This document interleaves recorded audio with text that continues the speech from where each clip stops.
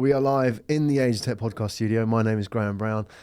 And, this is how it goes. This is the afternoon session. We have three fascinating founders coming into the Age of Tech podcast studio in the next 3 hours. Just so you know how this works, this is a new format for us, so it could all go terribly wrong or it will all go terribly right. Hopefully the latter. My name's Graham Brown. This is the Age of Tech podcast studio in Singapore. So for the next 3 hours, this is what's going on. We have coming up in 8 minutes, Kieran Tanner, who's going to talk about Zen rooms and disrupting the hospitality space in Southeast Asia. So Kieran has an interesting background. If you haven't met Kieran or you don't know of him, let me give you a little bit of a flavor of the man. He was previously the CEO of the Asia Pacific Internet Group, which are part of Rocket Internet Southeast Asia. So Rocket Internet, obviously one of the fire starters in the Southeast Asian tech ecosystem. So not only was he there, he was also the co-founder and the CEO of Global Asia at Food Panda. So he knows a little bit about this space already. Previously at McKinsey, amongst other accolades on his resume. So that's Kieran Tanner, who's coming up in about, let's say 5 minutes from now. He'll be joining us in the Asia Tech podcast studio.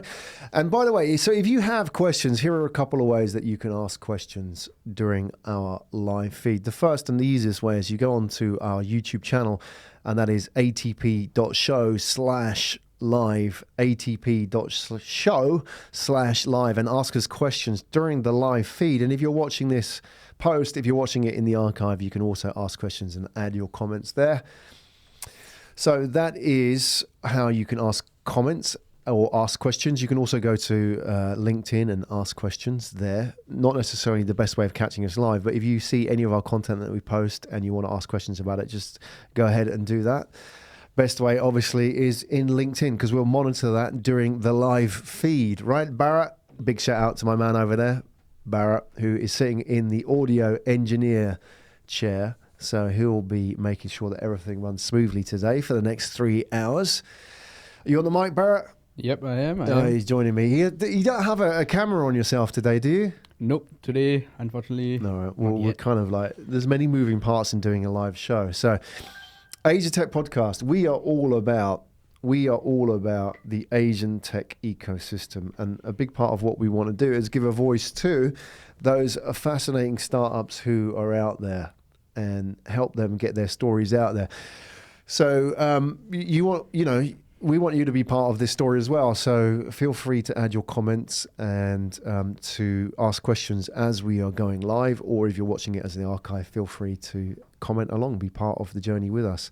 So coming up, we have Kieran Tanner, who is the co-founder and global managing director of Zen Rooms.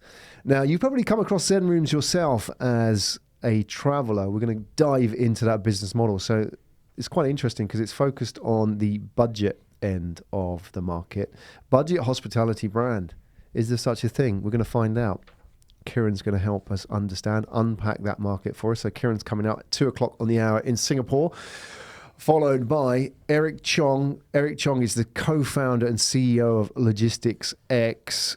He was also, or is the co-founder of Parcel, as you probably know it. So Eric's going to be joining us an hour after our man, Mr. Kieran Tanner. So what Eric is going to be talking about, logistics and delivery, hot subject, obviously, here in Southeast Asia. There's a lot of competition in that market, if not in Asia generally.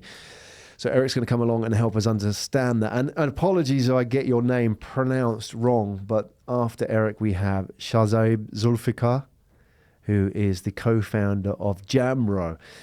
Now, Jambro is an interesting startup. Jambro is all about building a platform for musicians. So enabling musicians and venues as well to connect and collaborate. So that's going to be interesting. That's going to be coming up at 4:00. So if you're in that space. Today, really interesting theme. I mean, these are all startups here in Singapore. And from different angles, we have hospitality, obviously, with the hotel space. Coming up right now with Zen Rooms. Then we have Logistics X, followed at the end by a bit of entertainment with Shahzaib Zulfikar and Jambro. So can we make it over the next 3 hours? We will see. that's going to be the challenge. That's going to be a challenge for us here and the team, myself, Graham Brown, and the team I'm working with at Asia Tech Podcast. 3 hours of solid content. We need your help. So thumbs up if you like what we're doing, then feel free to hit the like button in the face on YouTube. If you are on LinkedIn, if you've caught this on LinkedIn, then please like it and add your comments. And if you are, what's the other way that you can be following this? Well, if you, I don't know, what are the options? If you are on Twitter, we're not big on Twitter ourselves so much, but feel free to share this if you think this is interesting to people that you know. If there are startups or investors who should be watching this as well, please go ahead and share it. You know the drill. You know how it happens on social media. So, what have we got coming up? Kieran Tanner, co-founder, global managing director of Zen Rooms. We're all about the budget hospitality brand. And for the next 3 hours, what we're going to be doing is talking about their fundraising. We're going to be talking about their pitch deck. So 3 startups, 3 stories, 3 pitch decks, 3 fundraisers. We're going to be talking to the founders about how they raised their funds. We're going to go in depth on their pitch decks. Maybe before Kieran joins us, we can flash that up on the screen just so you can see what we're talking about. So here we go.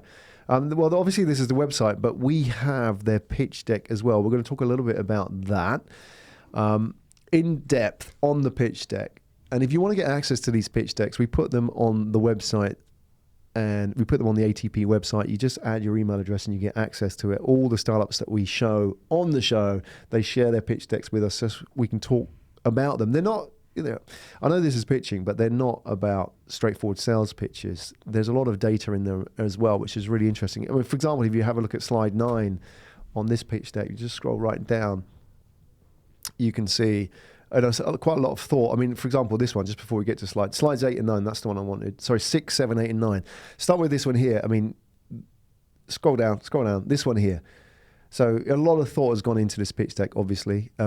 Some of the areas that we talk about on the show, the rising middle classes, as an example, just focusing on Southeast Asia alone. There's 3.5 billion predicted by 2030 in Asia, 400 million in 2020 in Southeast Asia. A lot of top line headline data here. Scrolling down to slide 9, as an example, a good market matrix. We all like a quadrant on our show. So there you go. That's how it works. We're going to be talking in depth about this on the show. Kieran Tanner's joining us in the studio. Kieran, welcome. Well, great. How you Nice doing? to meet you. So just as we get Kieran set up, let's talk about what we're going to talk about. Zen Rooms. We're going to talk about the budget hospitality space and about how you got here as well, because it's quite a journey getting to this space. So, Kieran, welcome. No, thanks for inviting me, and it's great to join you. Excellent. It's good to have you here. If we can just get you set up on the microphone as we go live. So, by the way, if anybody has any questions that they want to ask whilst we're doing this live broadcast, anything about Kieran, anything about the journey that you've been on, and anything about the whole sort of budget hospitality space, as well as just being a startup generally and launching startups in this area in Southeast Asia, feel free to ask on YouTube. We are live, atp.show/live. We have a stream there if anybody's watching along and wants to ask questions. Kieran, great to have you here. No, thanks for inviting me, and I checked out the show's format. It is very interesting, and thanks for profiling a lot of companies and great people. Yeah, and there's some great, I mean, Southeast Asia is a great place right now, isn't it, for startups? There's a lot of activity. There's a lot of, energy about the startup scene. Exactly, and it has evolved from, so I have been observing this extremely closely for the last 5 or 6 years. Back in 2012, when I started Foodpanda, it was completely different scenario in terms of the entire ecosystem, right from the investment capital being much lesser than it is today. There's a lot of new funds, and funds are raising follow-on rounds now. Yeah. So there's a lot more capital in the region. People are coming up with new ideas all the time, and you have big companies like Lazada, Grab, and many others who have established in this time frame. And the biggest change to me has been that the people who were working in startups before, it was supposed to be like a risky, and if you are really into something adventurous, you kind of be a rebel to actually work in a startup, and so it was very difficult to find talent to work in a startup. People used to be, especially in places like Singapore, very traditional kind of job profile that everyone was seeking after graduating. That has changed. It has completely turned on its head. And today, people are very, very open to working with startups.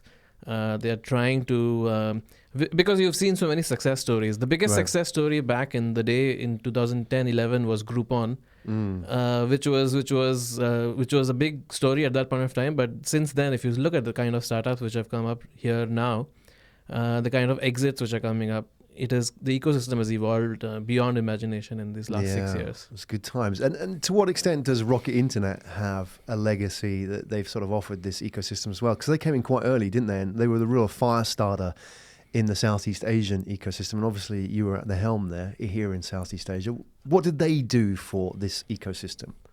Yeah, so I think Rocket has played a huge role in whatever changes and whatever evolution we've seen in the last 5-6 years. 2011 and 12 is when they really decided to come into Southeast Asia, with Lazada just starting off that point of time, Zalora, Foodpanda, and a bunch of other startups, which have now some of them are unicorns, and so and to put the capital at that point of time and the amount of conviction into the region at that point of time, it has really fueled the kind of changes we are seeing now. And as people learn that you can build companies which are successful here, you can attract top talent in companies here, and then the entire virtuous cycle of capital, success, more people joining, better people joining, more success. So I think that we have seen evolve over time. The other big aspect of Rocket's involvement in Southeast Asia in the last 6 years has been the Rocket alumni, and so we have so many founders who were working with Rocket companies, or whether it's Lazada, Zalora, Foodpanda, or many others, have gone to start their own companies. Like for example, Gojek founder was ex Zalora, and so you have, this is the other part of the Rocket story where they have seeded good people who have gone on to start big companies. And you're part of that story as well. Obviously, you were with the Asia Pacific Internet Group, and then Foodpanda. Oh, the other way around. It's Foodpanda first, right? So do you think that, I mean, Foodpanda is an interesting case study as well. We'll talk about Zen Rooms in a minute, but that Foodpanda, what do you think you learned from that? Because that was kind of pioneering in its time, wasn't it? Maybe it was even ahead of its time, the fact that you were going in there and you were doing something quite, a difficult business model in a market which maybe hadn't caught up yet. So Foodpanda was so the moment I heard it, it just clicked. Yeah. It is such a simple concept that you order food online instead of on the phone, because on the phone you call up, you have to explain, I want this item, this is available, this is not available. What is the price? The menu is not clearly visible. You have to communicate your address. I think that's the most painful part. And then it'll give your phone number, and some people are just fed up of this kind of experience, and it made complete sense to take the entire experience online, and that was the premise on which Foodpanda started saying, if something like this happens in the UK where Just Eat was doing very well, and in the US where Seamless was doing so well, why can't we do the same in Southeast Asia? Because everyone eats food and everyone wants convenience of delivery at their home. And people are already ordering on the phone. And it's just a channel shift from phone to internet. And once people discover that it's so much easier, then it is very then they will start using it continuously. And so the retentions are always good in Foodpanda. And so that's how we started. We when we started, there was huge amount of work which needed to be done in educating the people of, there's something called internet ordering of food, which people are not used to at that point of time.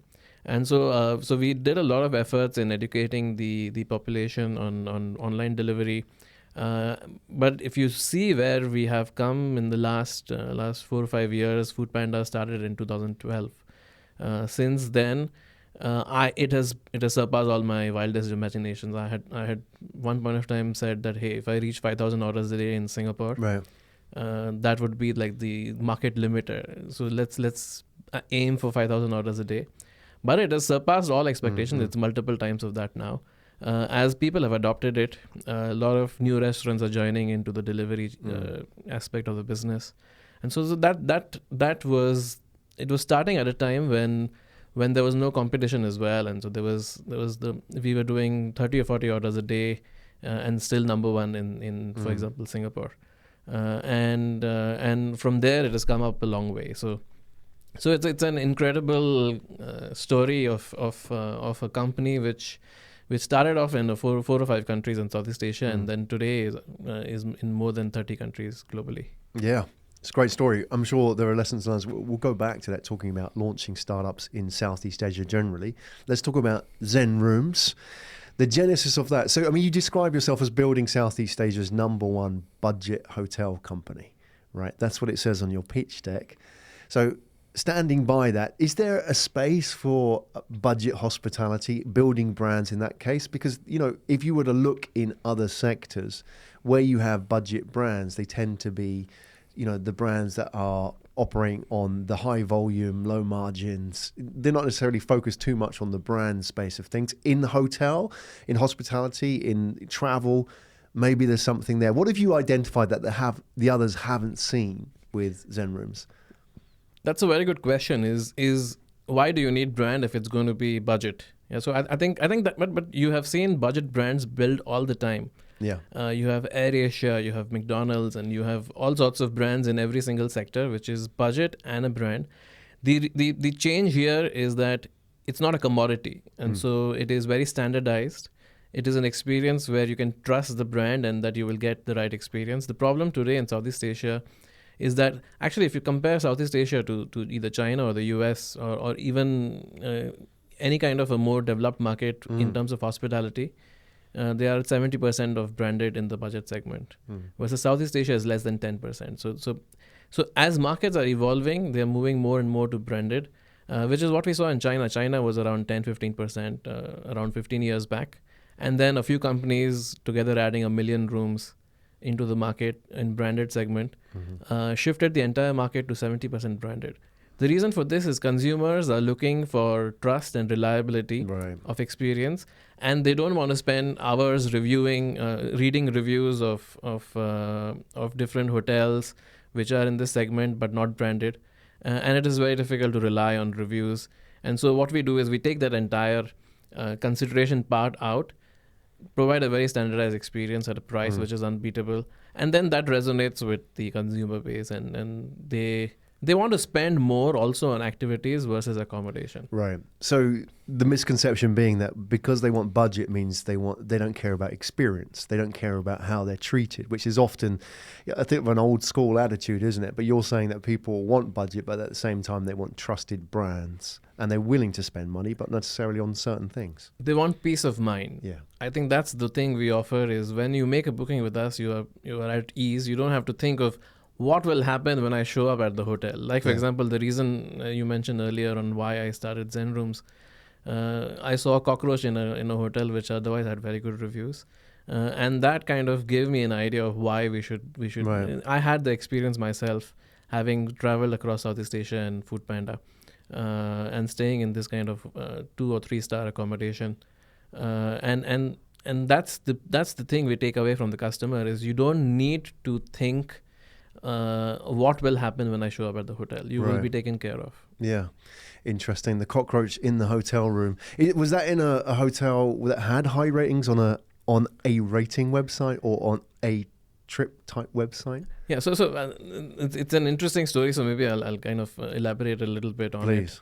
it. So before Foodpanda, I was a consultant at McKinsey, having traveled all across Southeast Asia, stayed in the nicest 5-star hotels, and working my ass off. So, pardon my language. It's all right. We can do that here. And so, and so I had that 5-star experience, but I realized I was not using the gym as much. I was not using the spa. I was not using the pool. I wanted a place where there was a comfortable night's sleep.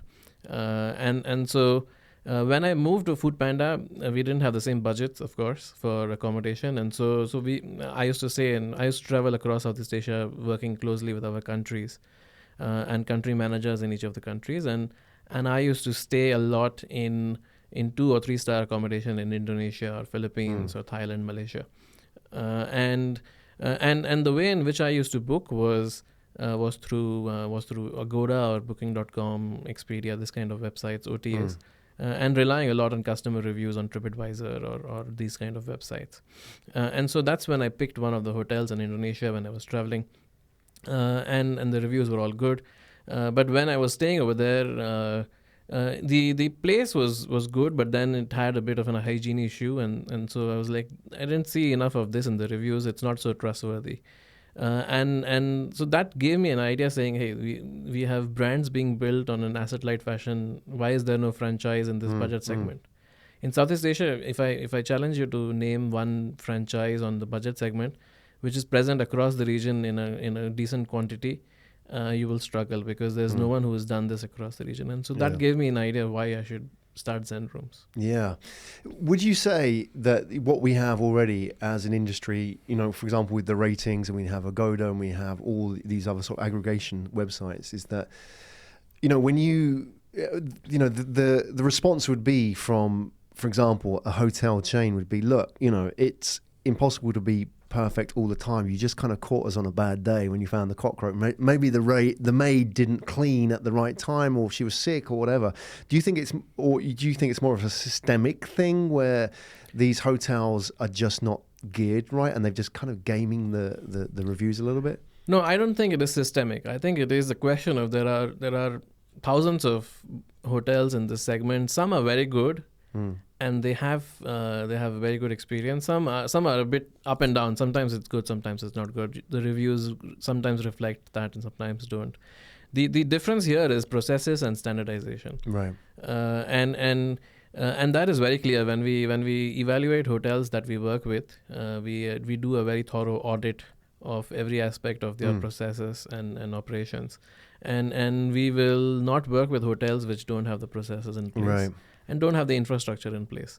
And so I think it is there are a lot of options. Some are good and some are not good. It is just that you have to rely on 1,000 independent viewpoints. Some of it will be, and everyone has a different experience, but we have a very set standard. So once we set that standard, you can expect some sort of a consistent quality. You can never be 100%, and you will always have some issues and hospitality is because every person has their own expectations. You'll never be 100%, but by standardizing every aspect of the operations and infrastructure, you can get to close to minimum complaints. You have a base to work from. This is actually interesting because on your pitch deck, if we can look at slide 3, we can get that up. We can just scroll through that. This is what surprised me. Scrolling up to slide 3, you put some quite thoughtful data into your pitch deck, by the way. I just want to pluck this out because you're talking about standardization and efficiency and customer dissatisfaction. And you said here that Southeast Asia, if you look at the chart on the right, amongst the lowest globally. Were you surprised by that? I was not surprised as such, but it was something which reinforced the belief that we had that this kind of a product is needed in this market.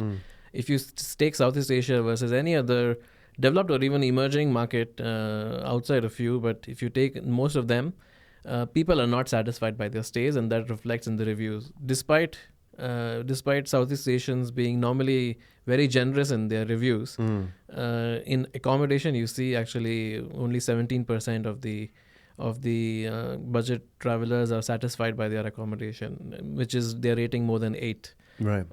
Versus the number is twice in most of the other regions. And so that kind of convinced. So when we did our research, when we were launching, this convinced us that there is a need in the market for this. There is enough supply of good hotels that we can work with, and there is enough of processes and technology and standardization that we can bring to offer the experience that we want to offer to the customers. Right. You've got a lot of interesting input factors going on here, haven't you? You've got the fact, if we look at slide 5 from your pitch deck, which is kind of interesting because you show how much of a greenfield territory this is in Southeast Asia. Scrolling down to slide 5, the one above this one, Bharat, that one there, you've got the fact that Southeast Asia lacks any kind of budget hotel brand of substance. Where you have in the USA 2/3, China 70%, and then you also have the explosion in travel and hospitality across the region. And on top of that, I suppose we're going to talk about in a bit, the huge growth in the middle classes in Asia, which is another factor. So you've got all these kind of input factors going on. Why hasn't this happened already? Why haven't there been Zen Rooms up until this point? Why is it that you've kind of been in the right place at the right time? So I think so first of all, the market is there, and so whatever drivers that you've mentioned make this a very attractive market for budget accommodation. We peg it at between $14 to $20 billion in the next 5 years, and this is total accommodation market, only 10% of which is branded, and as you pointed out, it can go all the way to 60 to 70% as in other markets. And so we will see this shift happen in the next 10 years is my estimate, because it's faster to build brands now than it was 15 years back in China. And you will see players like us, traditional hotels, everyone contributing to making it more branded. Why this has not happened so far is that the approach that hospitality players have taken in addressing the budget segment is through traditional methods, like either you are building a hotel or you are acquiring a hotel, and so it takes a much longer sales cycle as well as a construction cycle to set up a hotel. And so if you take any of the traditional budget hotel chains in Southeast Asia, and so they're not present in all the locations and all the cities, and they end up with a price which is still 20-30% higher than what the customer is willing to pay. And so because we work on an asset-light fashion with hotels which are already doing well but not have maybe the right branding or the right marketing or the right revenue management or the right operations, and we support them on these kind of activities, we are able to go much faster. And because it's a franchise kind of a model, it's an asset-light model, it is going much faster. And we are able to adapt much easier to localization of the product in different countries, versus for traditional method, it's much slower. And so while they will be looking at adding 5 or 10 hotels in a year, that's the number which is slowly progressing to that point, but we move much faster because of the asset-light model. Okay, and you're almost 4 years old now, is that? Or 3 years old? 3 years old. So we are still a toddler in terms of age. Right, so you started about this time 3 years ago in 2015. When you started the team, how big was it? So it was me and my co-founder Nathan. Right. He has hospitality background. He was an entrepreneur even before we started Zen Rooms as well. And he has sales and operations expertise, and so it was just the two of us. We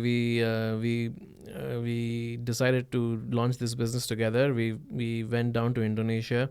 We created a nice looking pitch deck to hotels with not much else. So is that all you had when you? That's what we had. Yeah, that's what we had, and a lot of dreams in our eyes, and So we approached a lot of hotels in the day, signed up a few of them, and the most risk-taking entrepreneurs, the most entrepreneurial hotel owners want to work with someone like us. So you see the early adopters and try to work with them. In the meanwhile, in the evening, we used to conduct interviews to hire people and build a team around us. Yeah.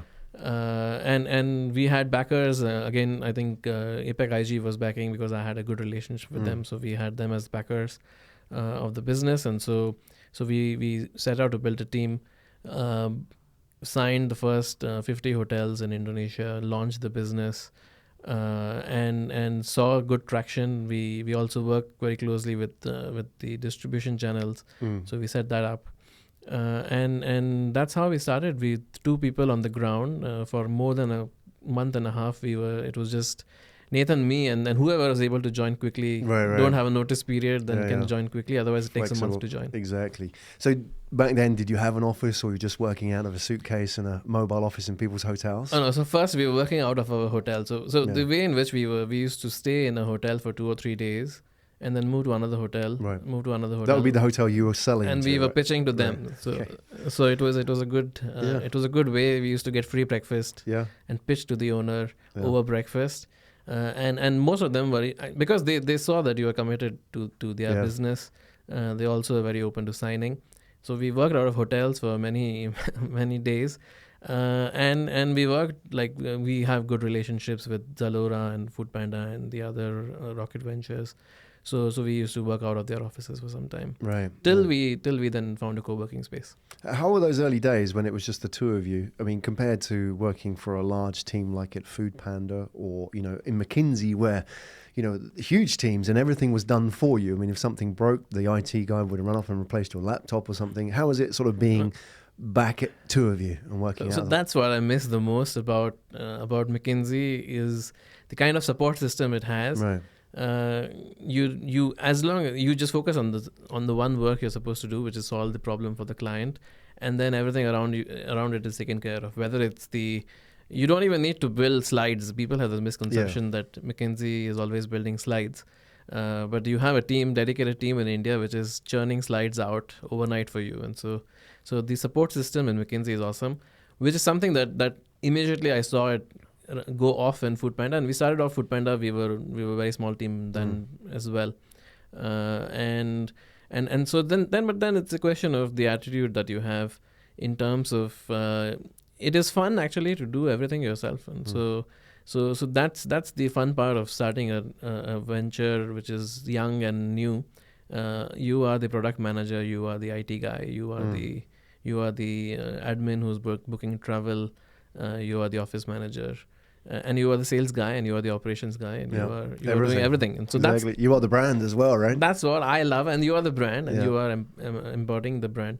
And so that's what I love about starting new businesses, and the experience with Food Panda has helped me in making fewer mistakes in Zen rooms. What did you bring from that? What did you learn? What did you sort of accelerate up the curve with, knowing what the mistakes that you've made with Food Panda? So I think in Food Panda, because it was the first time I was setting up a business across so many countries. What kind of a process should you have? Should you have marketing? What kind of communication should the countries do with the central teams? Where should you recruit? What kind of profiles work? What we've seen is that it is always young.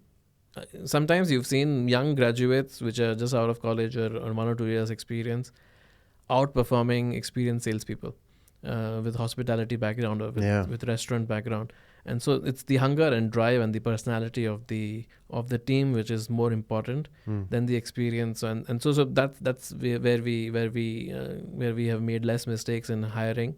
Do you think you've developed a better sense for hiring in that sense? Like you can identify that hunger? Because I recruit as well, and I always find the challenge being is that they polish up well for an interview. They say the right things, but have you sort of honed in a bit better on what it is you're looking for now? Yeah, so I like, for example, a sales interview, I always conduct a case study. And so I get the candidate to pitch to me why I should join Zen Rooms if I were a hotel, and or why I should join Food Panda if I were a restaurant. And you can see the nuance, and you can see the thinking on the feet, you can see the passion, you can see the hunger in closing a deal. And so this kind of things you discover with trial and error, talking to other people, seeing the best practices.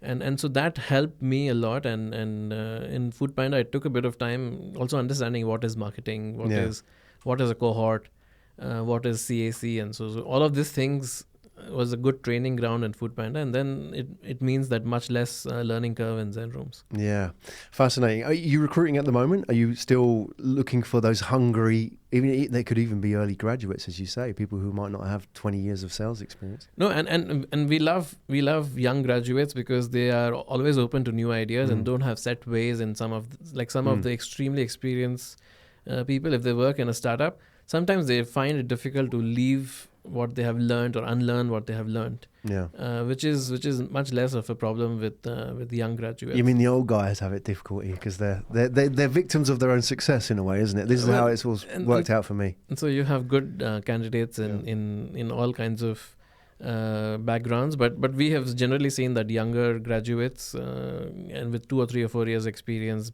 having the sales drive, you're able to work very well with them. Also, as the team is much young. Yeah. What about the culture? I mean, I'm curious about Zen Rooms and your culture, because I think one of the key factors talented people choose startups to work for is based on obviously you, the fact that you're the founder in your story, which is a big part of why I'd want to work for you, because I believe in you and I kind of get it. I can't maybe articulate why, but I just kind of feel this guy is the right guy that I should be mentored by. There's a big part of that, but also the culture that you have as an organization. And I believe that, there's only so far you can go with like having all the ball pits and the free beer and stuff, all those sort of like gimmicks, but the real culture of meaningful work that you provide them. What's it like in Zen Rooms? What's your company like as a culture?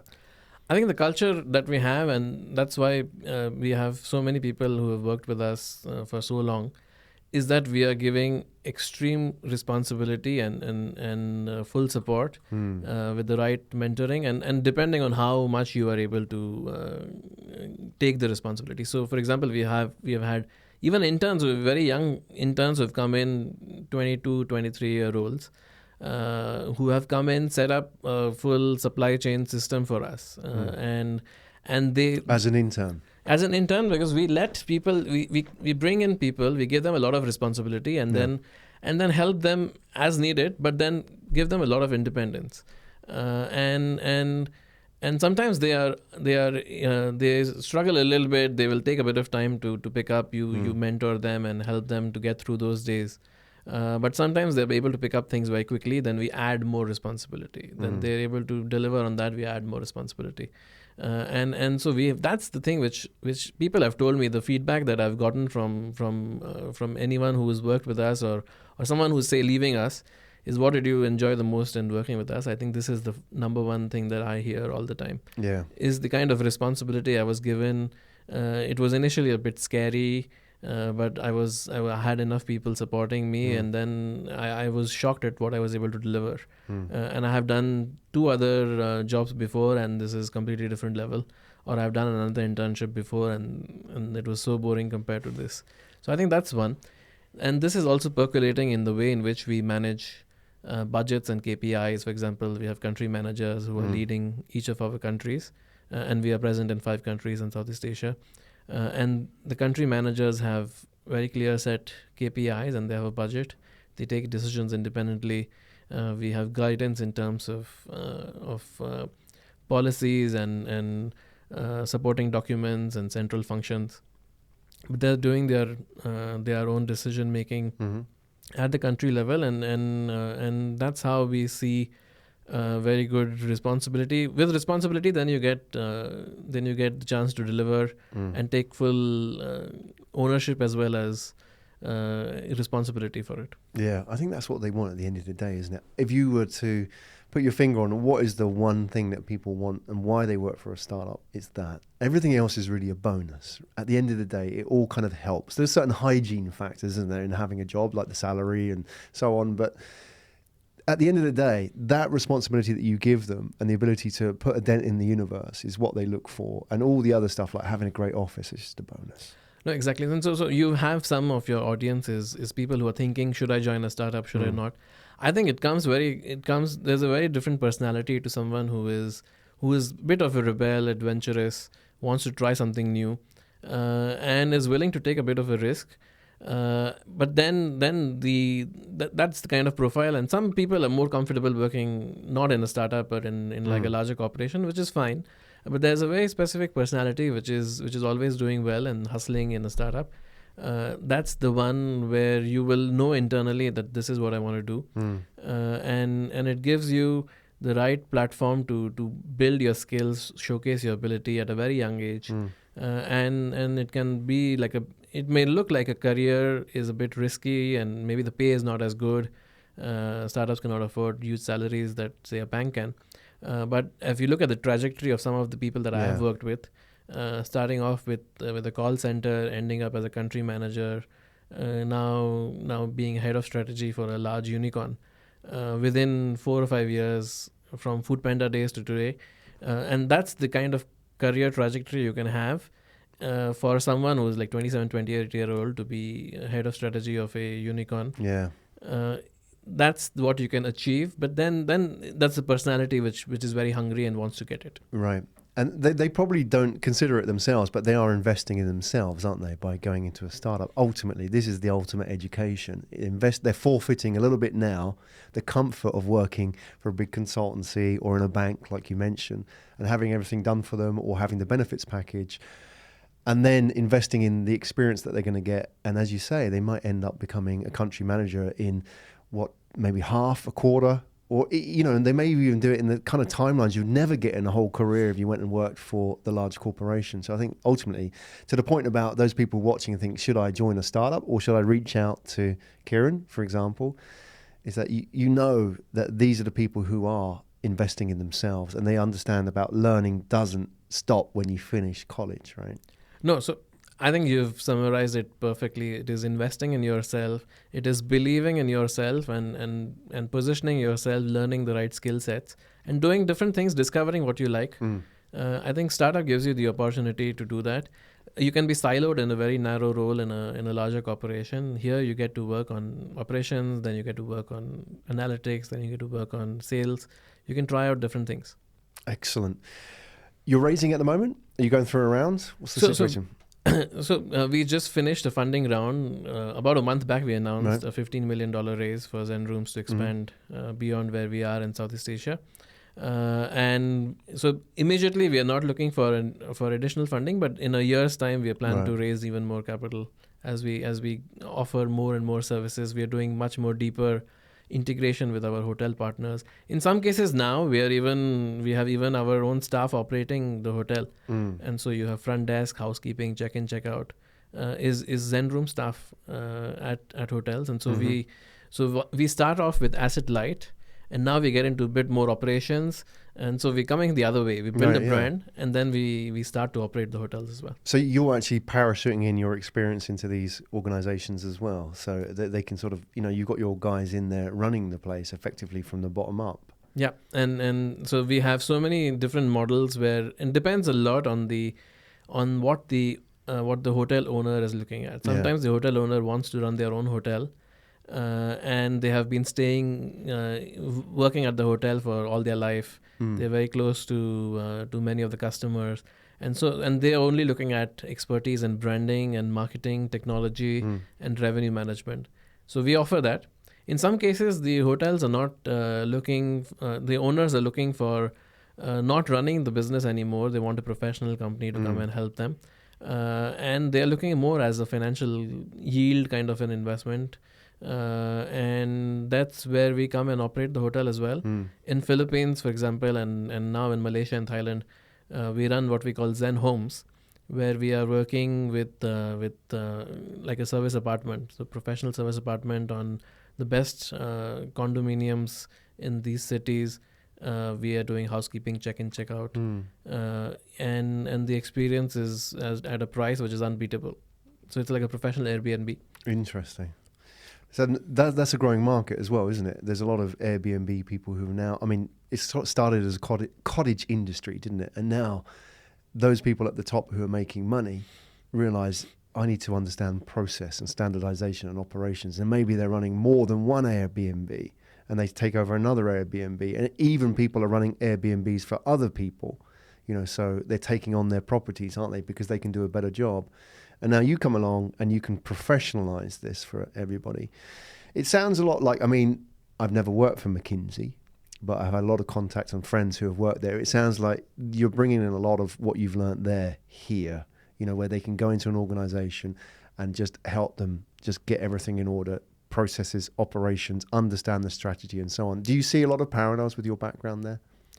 No, that's true. And so the one thing which you learn in McKinsey, and McKinsey is an amazing place for a young person to go and learn problem solving, team playing, communications, and this kind of things.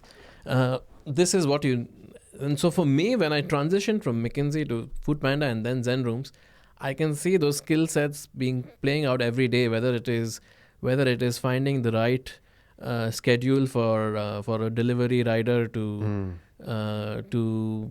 optimize the routes on which they deliver the food, or whether it is pitching to McDonald's or pitching to a big hotel chain to work with you, where your sales skills come in and your analytical skills come in.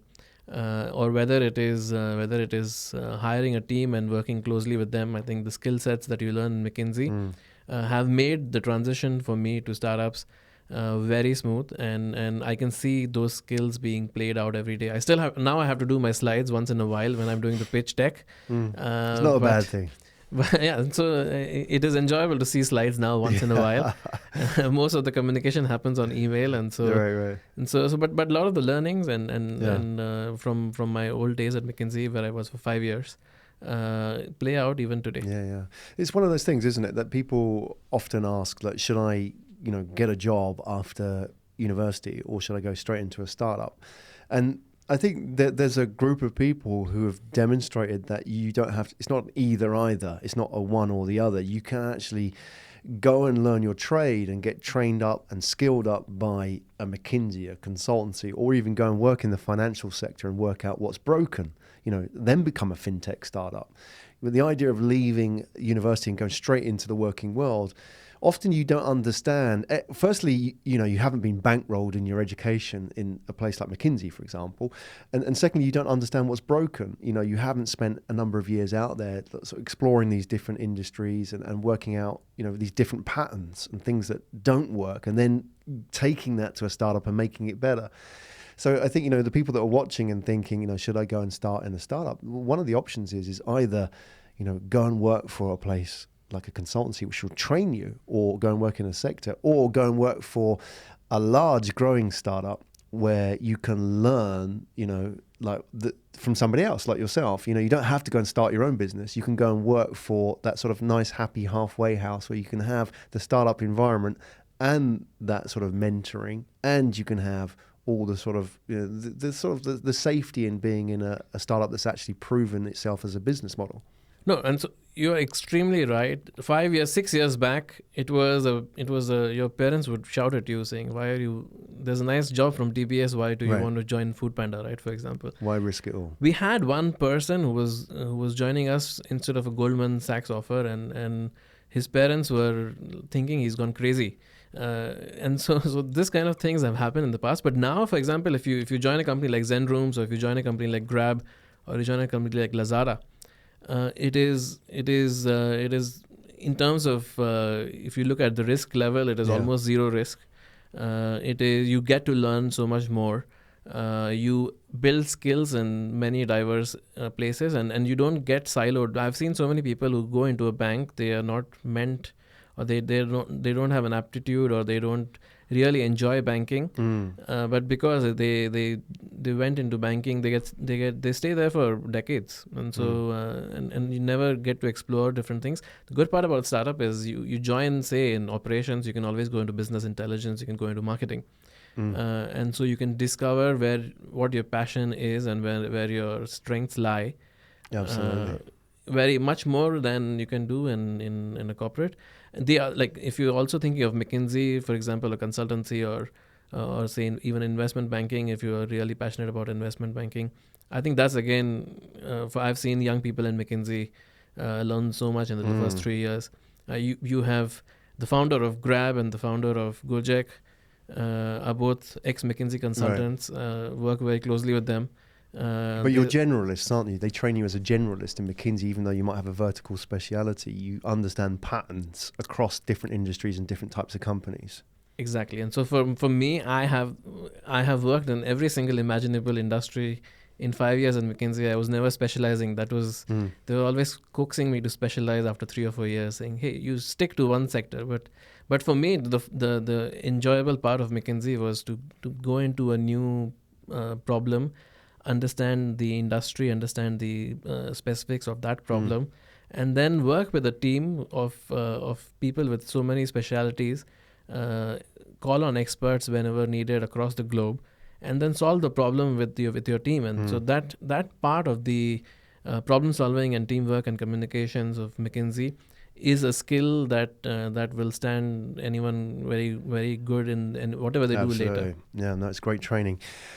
Kiran, before we wrap up, there's a slide that I want to pull out for your pitch deck, which really excites me, and we've mentioned it already. If we sort of jump back to the pitch deck and look at slide 6. Now, I think the reason why I want to bring this one up is because I don't think necessarily people outside of Asia understand just what we're talking about here in terms of where this is going. I'm particularly talking about this bit here that talks about rising middle classes. You've talked about the ASEAN rising middle classes, and just to sort of put this into context, in Asia, I think the numbers have gone from something like 700 million in 2009 to 3.5 billion predicted by 2030. So it's a 5 times growth across Asia. It's massive. It's Middle class? Middle class, Wow. 3.5 billion. So you can imagine that it's 2/3 of the world's middle class living in Asia. So that's how it is going to be. And we're only 10 years away from that, right? And you're talking about it in the context, if we can just flick that back up again, sorry, Barrett, in the context of Southeast Asia as well, 400 million by 2020, which is just around the corner. What does this mean? What are you seeing? For somebody from the outside, because we have a lot of people who listen and watch from outside Asia, just trying to understand what's going on. I mean, everybody kind of knows about China now, but there's this Southeast Asia market as well, which they're sort of probably less aware of. But what you're putting out there is this data which is basically saying, look, there's this huge growth in middle class in Southeast Asia. What does that mean? What does that mean for the general picture? Of course, hospitality, hotel, travel, but also maybe in general, all industries. What's going on? So there's a lot of talk and attention. Asia is always on everyone's map now. And so gone are the days when Asia used to be an afterthought. Now it is leading strategy for most of the. And if you haven't thought of Asia, you don't have an Asia strategy, then you're missing something out. Bulk of the attention though has gone to China and India, and rightfully so. They are huge markets. They have both in industry and startups. They have shown tremendous growth. But sometimes, a bit unfortunately, so Southeast Asia doesn't get as much attention as it deserves. The region has, I think, more than 700 million people, which is, and it is diverse set of people, and most of it is, the demographic is very similar to what it is in India, where it is very young population, very fast growing middle class, and middle class, which is for the first time very aspirational middle class. And so they have disposable incomes now. They want to spend that. They'll spend it on travel. They will spend it on hospitality. They will spend it on consumer expenditure. They will spend it on all sorts of goods and services. And that presents a huge opportunity for everyone. The other good part about Southeast Asia from an entrepreneurial perspective is there are so many things missing right now. And so you have payment infrastructure is not yet fully there. You don't have, for example, in e-commerce, delivery infrastructure leaves a lot to be desired yet.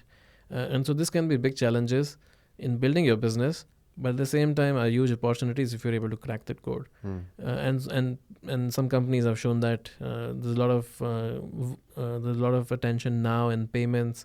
You have so many wallets which are coming up, which are trying to gain the upper hand. You have finally you are able to deliver, for example, in Singapore, same day or next day. And 6 years back, you only deliver in 2 or 3 or 4 days. And Food Panda, for example, we used to promise 1 hour delivery, which was considered to be, and 45 minutes was considered to be amazing and excellent. Now, if you don't get your food in 30 minutes, you are angry. And so. Right. So those kind of things are the infrastructure is coming into place, and that is driving.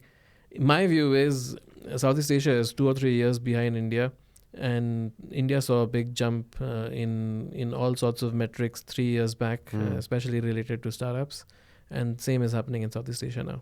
That's interesting, exciting. And you're from Calcutta originally? You studied in Calcutta? I'm from India in Bombay. Bombay, from the other side. Yes, from Mumbai, and but I studied in Calcutta. Right, I did right. my MBA in Calcutta, and then I came to Singapore about 11 years back. Do you think that when do you think this model could work in India? At what point do you think all those kind of input factors would work for Indian consumers? Because it's an amazing market. I spent a lot of time there. I've had businesses in India, many good Indian friends. There's something missing sometimes to get these startups working in India. There's always an input factor, but as you say, things have moved so fast. When do you think it would be ripe? So if you talk about travel and hospitality, there's a lot of action happening in India.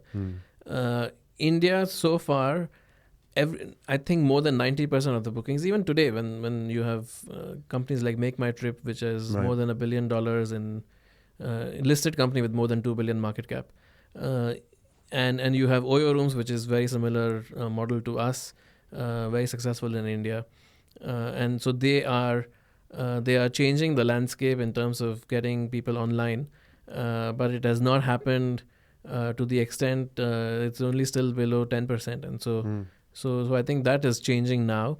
The market is ripe for it. The payment infrastructure in India, surprisingly, is extremely good. I think it's almost as good as China has now with WeChat and Alipay. You have the government has done some really good activities in terms of regulations to interconnect all banks' payment systems, and so a young startup can gain very quick traction, and payment is no longer a bottleneck in most cases. And so the infrastructure has fallen into place in the last 3-4 years, and you are seeing the dividends being reaped now with companies being able to scale up much bigger and much faster. Fascinating. Kiran Tanna, everybody, co-founder, global MD of Zen Rooms. Kiran, there are people listening, watching, who probably want to reach out, maybe the hustlers that you talked about, or potential partners, long-term potential investors as well, people who love what you're doing or interested to see if, Zen Rooms is the vehicle for them to help grow their business or grow their career. What's the best way for them to reach out to you? Reaching out to me is very easy. So I'm always on LinkedIn. I'm very responsive.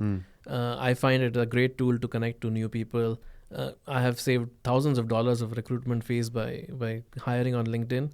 And we are hiring at this point of time. Zen Rooms is hiring at least 7 or 8 senior positions, and many mid management and all sorts of positions in all of our countries. And so please, if anyone is looking to work in a fast-paced company, innovative company, very fast-growing, exciting people to work with, please drop me a line on LinkedIn or Twitter. You can follow me on Twitter, and I post a lot of activities there. Yeah. For those people that want to connect with you on LinkedIn, is there a good way of doing it? Do you want people to send you the CVs and say, Kiran, take a look at this? Or do you want, is there a better way of doing that, a better success rate? So first, finding me is very easy because I'm the only guy in the world called Kiran Tanna. Okay. And so if you search my name, you cannot go wrong. Yeah. And just drop me a direct message saying, hey Kiran, I saw you on ATP show. Yeah. Wanted to connect with you, and we can take it from there with what you are looking for. Yeah, that's really important, isn't it? Somebody's actually taking time to listen to your story. It's pre-qualified them as well, that they understand what you're about. They understand that you're a startup. They're not sort of a job seeker. They're looking specifically for something like this. No, and I think it is also, thanks for inviting me to this platform. I think it is, the audience is very good for us to reach out to as well. I think there are so that's something that I'm very keen to also connect with some of the audience here. Excellent. That's Kiran Tanna, co-founder and global MD of Zen Rooms. And well, as Kiran's already suggested, if you want to reach out, you know how to do it. Do it on LinkedIn. That's the best way. And tell them that tell Kiran and his team that you've actually watched this broadcast or you've listened to the podcast. That's going to score some points with you straight off the bat, I think. And then also, if you're interested, I think the best thing is to just follow the story. Get on Twitter. If you find Kiran on Twitter as well, just follow him there. And, make yourself known. This is the world of the startup. So not everything is defined by tight roles. Sometimes you have to be a bit speculative and just pitch. Just get out there and try your luck, right? Kiran, thank you so much for joining us today. I really enjoyed listening to your story. Thanks, Graham, for a lovely conversation. Yeah, and love what you're doing as well. And your attitude towards it. And the way you're building this has been fantastic. So all the best. Wish you all the best. And, we would love it if you came back on 6-12 months down the line and give us an update, because this is going to be, interesting in terms of how that sort of journey unfolds. No, I'm.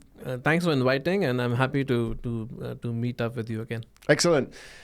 Thanks a lot, everybody. That's Kiran Tanna. And Kiran's just going to do us a favor, because off camera, just how this works is that we have, because this studio is new, it's about 2 months old. So we really are a startup. We want you to sign our studio. So we'll be honored if you can sign our wall. We got the glass wall on the outside. So everybody that's been here, we've asked them to sign. So we're building up a bit of a hall of fame on the outside there. So if you would do the honors, would be most. I'm very obliged. happy to. Sounds like a nice tradition you're building. Yeah, well, exactly. Then you know what happens is when you're all famous, we'll sell that part of the wall. That'll be worth millions. So, if you could do the Sounds honors, good. Jen, if you can show Kieran the way. Before we go, can we take A quick photo. Yep. Yeah, we take it like a talking photo like this, Yeah. or you want one up on the wall? just sit down? Oh, you're gonna take a photo like that. Okay, cool. Do you want me to do that? There you go. Are you all right? Yeah. Okay, cool. Awesome. Okay. 3, 2, You might want another one. Okay. 3, 2, 1. Okay. Awesome. All right, good. Thank you. All right, excellent. So if you can help Kieran do the wall, that'd be awesome. Yeah, okay, cool. So, all right, man. Kieran, thank you so much. Graham, Great having you on the show. lovely meeting you. And very nice A real conversation. privilege. Yeah, I'd love to have you back on. So Love to come back. yeah, we can support you in any way. That'd be fantastic. Thank you. I Excellent. heard about the recruitment feature you were building. I think Yeah. it could be quite helpful. Yeah, that'd be awesome. Thanks so much. That's Kieran Tanner, everybody. How awesome was that? That was great. There is a man who's going places, and I really enjoyed that. And a man, see, here's the thing: like, when we have these kind of people on the show, especially when they've had that sort of background in places like McKinsey, and McKinsey being, you know, like the consultancy, they sort of bring sort of a quite a top level view. Like they can see they're not just sort of like deeply in the weeds of just doing hotels and hospitality. They actually know sort of that sort of top level view of, you know, business. So they can actually look at something like hospitality and bring in the lessons learned from places like, you know, food delivery and so on. So it's great. It's a real education for me as well. So that was Kieran Tanner, everybody. That's the first one done today. How are we doing? How are we doing on the live feed? We winning? Yep, we are. We're actually winning. Excellent. And yeah, it's It's good. good. It's going good. All right, good. Well, technically, we need to just work a few things out. Like, for example, getting my battery worked out on the phone. So I might have to steal some power. So I need a plug, actually, before I run out on that one halfway through. We're doing this 3 hours, by the way. So what we're going to do, we're doing a bit of a marathon today. This is the afternoon show, on Asia Tech Podcast. So we just had Kieran Tanner on from Zen Rooms. How awesome was that? That was educational, wasn't it? Did you learn a few things? Yeah, it was. One thing I understood is to work in a startup, the mindset has actually changed from compared to like 3, 4, even 5 years. Like when I was a student, if I were to go tell my parents I want to work in a startup, No way. I'll probably They would have beat you with a Yep, stick. They would have. Yeah. But right now, I think the concept has changed, and Yeah. Especially a place like Singapore. I think in Singapore, there's like there's a lot of alternatives. Agreed. Yeah, there's a lot. I mean, if you were like graduating in Singapore, like why risk everything and work for a startup when you could work in a bank like UOB or DBS Yes, or yeah. something like that, right? So, you know, why go and risk it in a startup? And it's interesting because, look, his background as well. I mean, I'll just look, a quick rewind. So Kieran Tanner worked for Asia Pacific Internet Group, which, you know, were instrumental in rocket internet here in Southeast Asia. And before that, Food Panda, which you probably know. Right? Yeah. Did your family restaurant ever use Food Panda? Yeah, actually, we are going to go on Food Panda again. Oh, right, okay. So you're on Food. I mean, we even ordered lunch from Food Panda. Oh, do we order lunch for Food Panda? How awesome was that? That was cool. That was celebrating Food Panda. So Food Panda, if you're not familiar, is food delivery service in Singapore.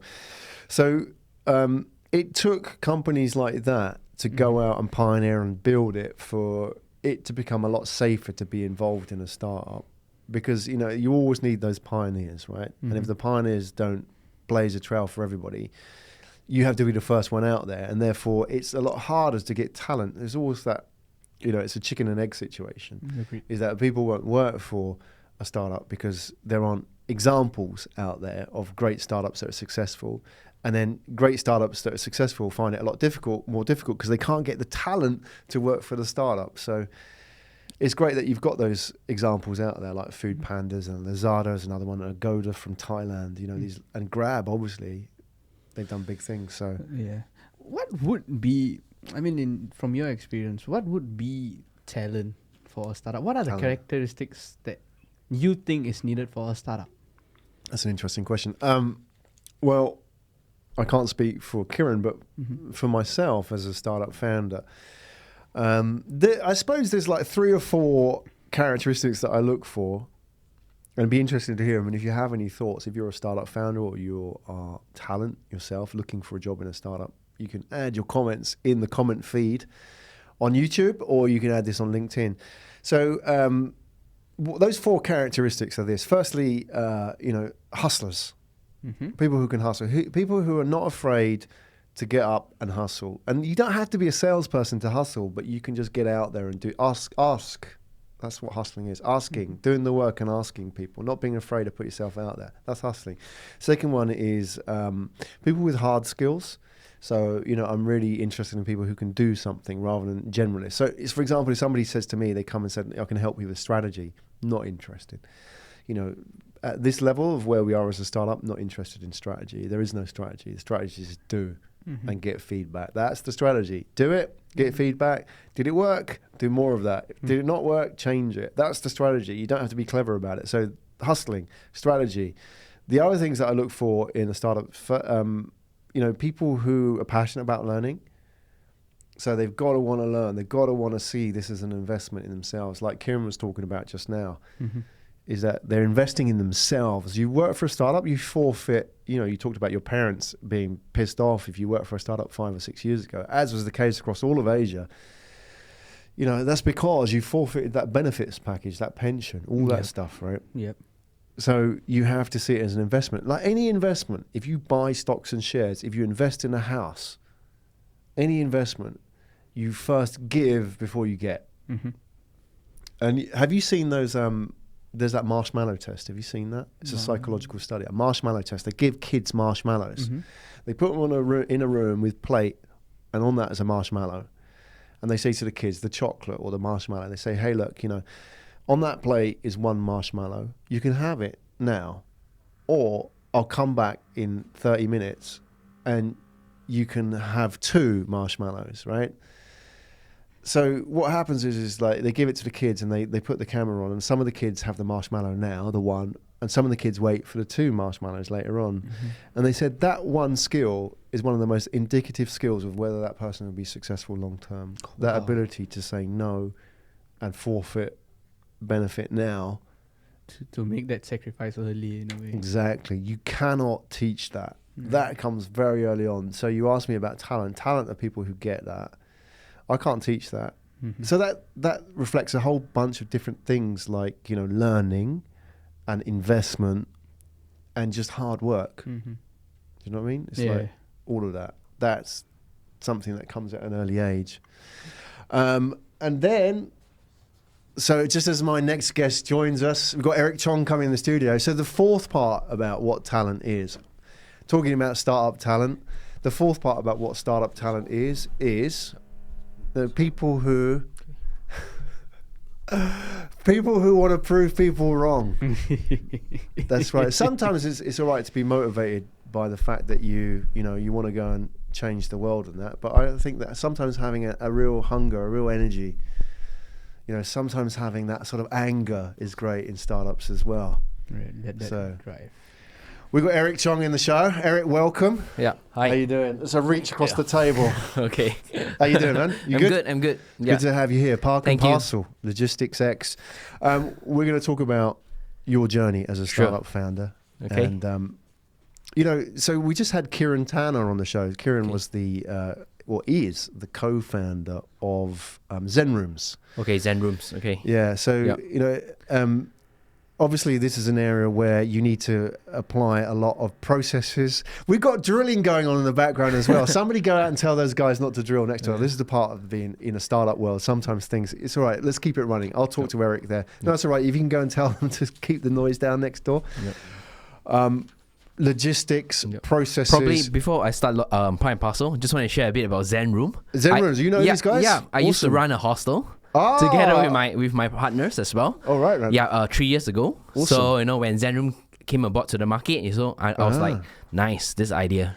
Yeah. What was the hostel that you were running? We're actually running a hostel last time. It's called G4 Here Station. in Singapore? Yeah, in Singapore. Oh. We run 5 levels of hostel, which includes about 100 beds in Little India. Oh, wow. Yeah. In Little India? Yeah, Little India. And then Wow. now currently, when I sold the business, Yeah. then currently now G4 Stations Yeah. is actually on board onto Zenroom platform as well. Awesome. Yeah, awesome. Yeah. So interesting when Zen Rooms came along, we were just talking about that sort of whole budget hospitality space. There isn't really a strong brand in that Yes, space. 'Cause exactly. people think of its budget, it's got to be cheap, therefore you Yes. don't want experience and so on. Yes. But they're bringing Yeah. in all these kind of like processes and so on to help sort of like shape that and get that right. Correct. So if we can get the headphones on, we're Sure. ready to roll. Okay, cool. Eric Tong, everybody, co-founder and COO of a logistics company. So logistics. So COO must be like, you are the most logistics of the logistics person Okay. out there. So we're going to talk about your background, how you got into this space.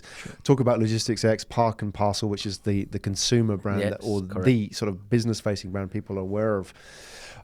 We're going to talk about your fundraising, your journey as a co-founder, your team as well, the corporate culture that you have. Let's start at the beginning. Park and Parcel.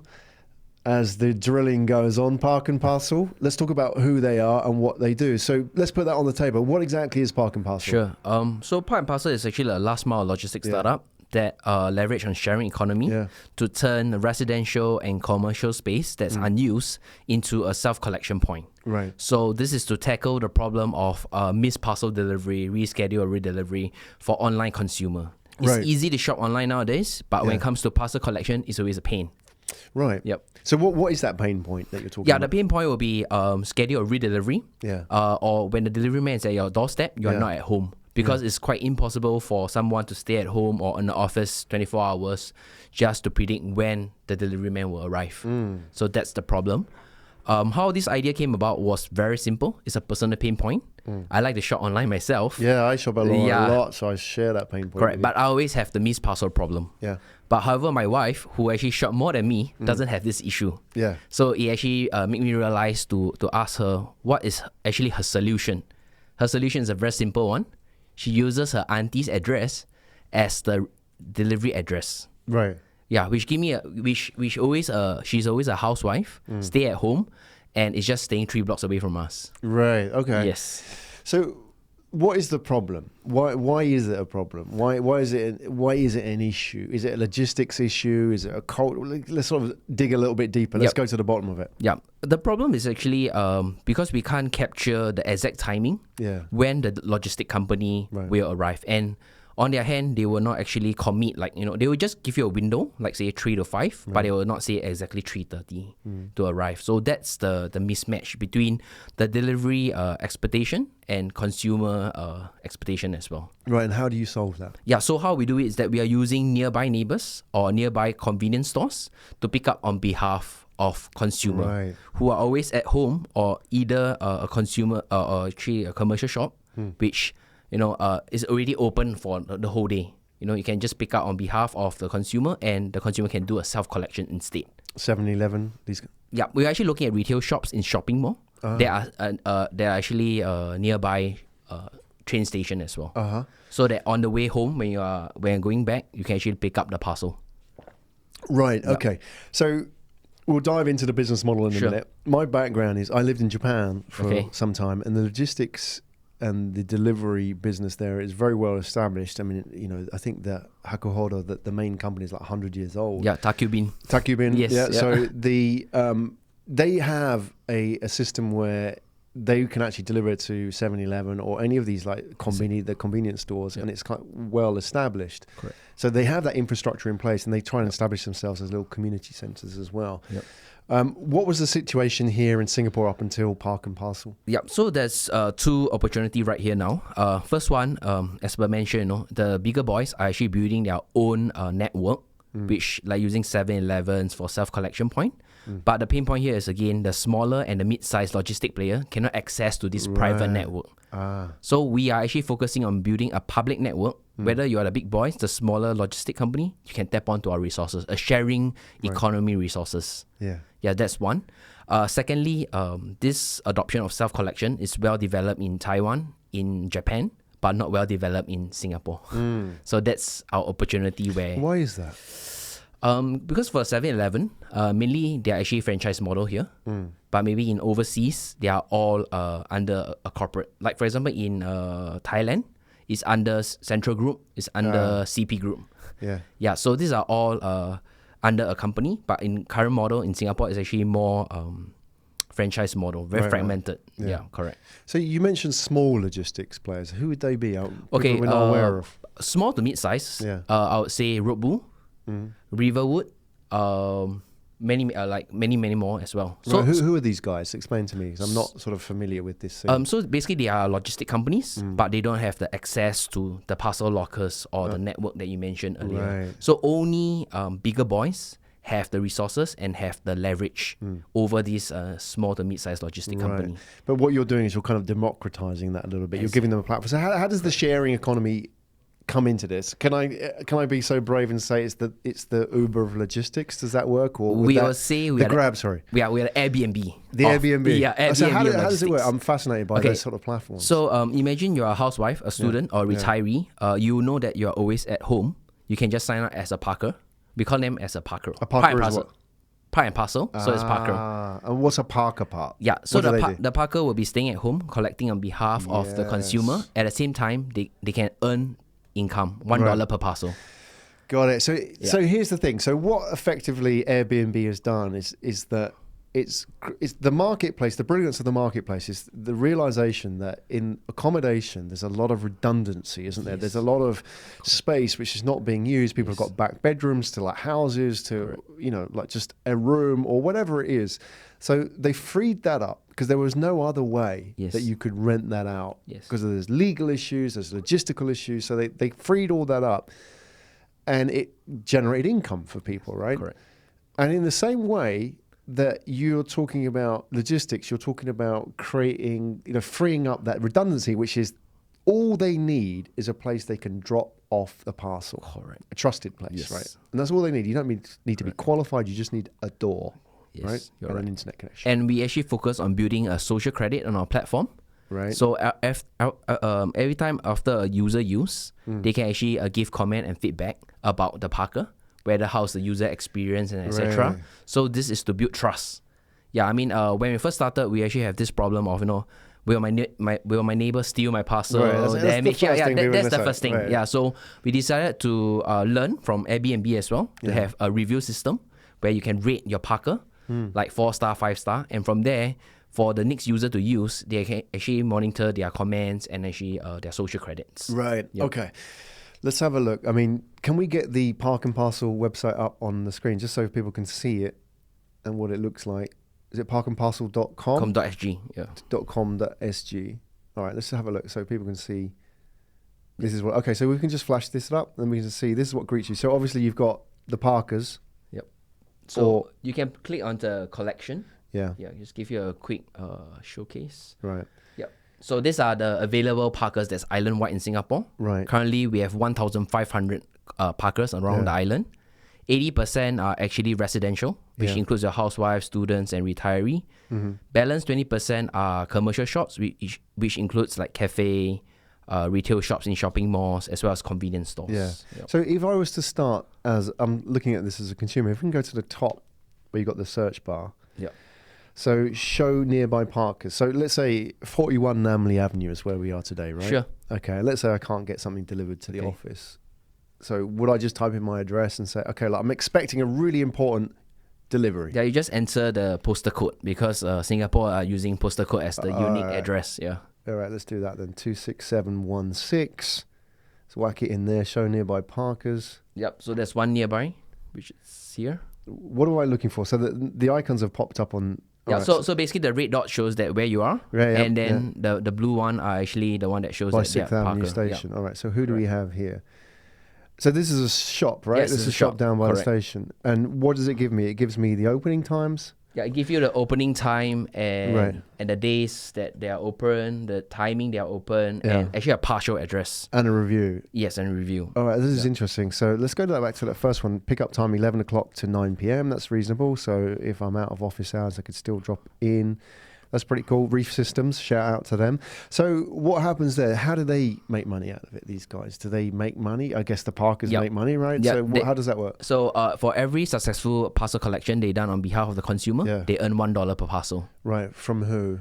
from the consumer, because the consumer pay $1.95. Yeah. $1 to them, 95 to Parcel. Got it. Yep. So it's a 50-50 split. Right, right. Okay.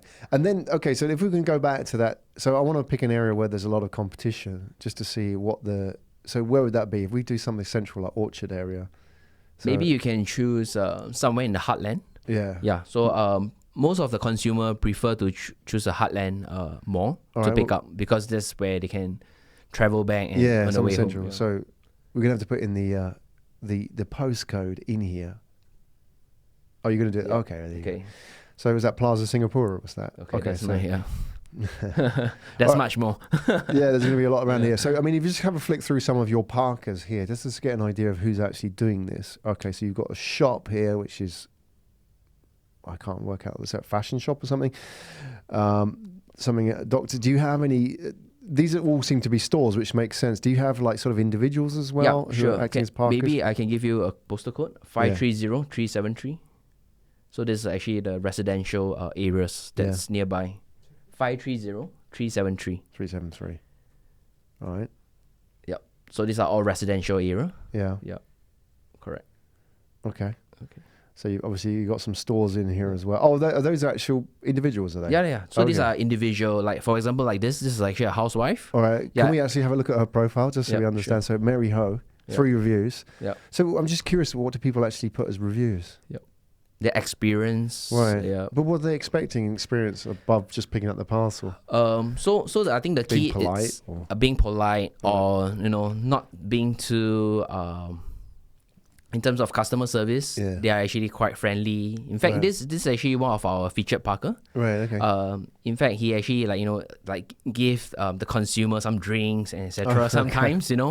Yeah. So I think this That's is cool. Yeah, I mean it's a bit like Airbnb. Yeah. Exactly. You don't have to do this, but they want to, right? Yes. Yeah. They can do it out of their own. To show the level they of enjoy doing it. That's the point, isn't it? Like with Airbnb, you don't have to give away like a tin of biscuits or a bottle of wine, but some people like doing that. And the thing is, I think at the end of the day, it's good service, and if they understand it's an investment in service, that people come back. Yes. And they're less likely to complain, they're less likely to have an issue, and give you the benefit of the doubt, right? Yes, exactly. Interesting. So well done, Mary Ho. She gets 3 stars, obviously a good parker, but so how do people find out about it? How do they get on the platform? Yep. So when we first started, we actually use a copy and paste model. Yeah. So imagine you are shopping online now on Lazada. Yeah. Instead of putting your address as the mailing address. Yep. Yep. Yeah. Then now you can go to Parcel. Yeah. You pay $1.95, get a full address, copy and paste over. That's the first version. Now we actually move to the second version, which is doing a full integration with e-commerce platform. So for example, now you shop on SG Shop now. You can easily choose Parcel as an option to pick up your parcel from. Yep. Yep. Yep. Okay, cool. So that's how you pick up your parcel. And just so I understand so we talked a little bit about the issues that you have, right? That any kind of logistics company is going to be facing, for example, packets get lost. Yep. How do you ensure all of this? Because that's going to, affect your brand, and people are going to say, oh, I used this service and something happened, and how do you sort of ensure that? What do you do to ensure? Just in the same way Airbnb at the beginning, early days, had real challenges, right?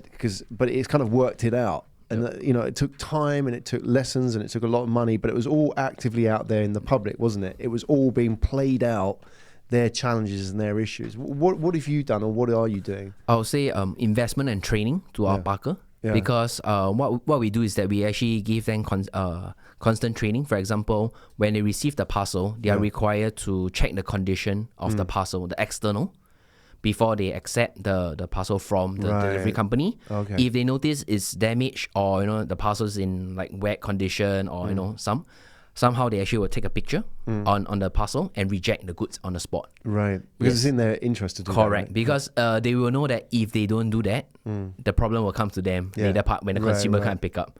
So with the proof of the picture, you can actually show to the consumer to say, hey, I didn't receive because of this purpose. Okay. So you give them training.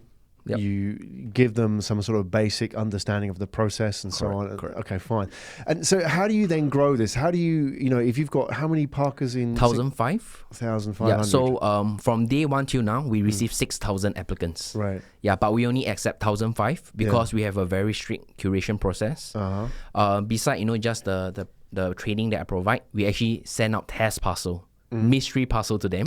Oh, Yeah, to the make mystery shopper, but Yeah. in the form of a parcel. Correct. To make sure that they complete the whole process before we successfully. Right. What are you looking for when you send out a mystery parcel? Yeah, we want to make sure that they complete the whole loop. They actually, as in they hand over properly to the parcel and actually pick up the parcel from the delivery guys as well. So sometime I'll do it personally. Yeah. Yeah, to see. Oh, you're the customer. Yes. Picking it up. Yeah. So sometimes Okay, that's me good. and my team will actually be on the ground to actually check randomly on the Parkers to make sure that the quality of the Parker is there because.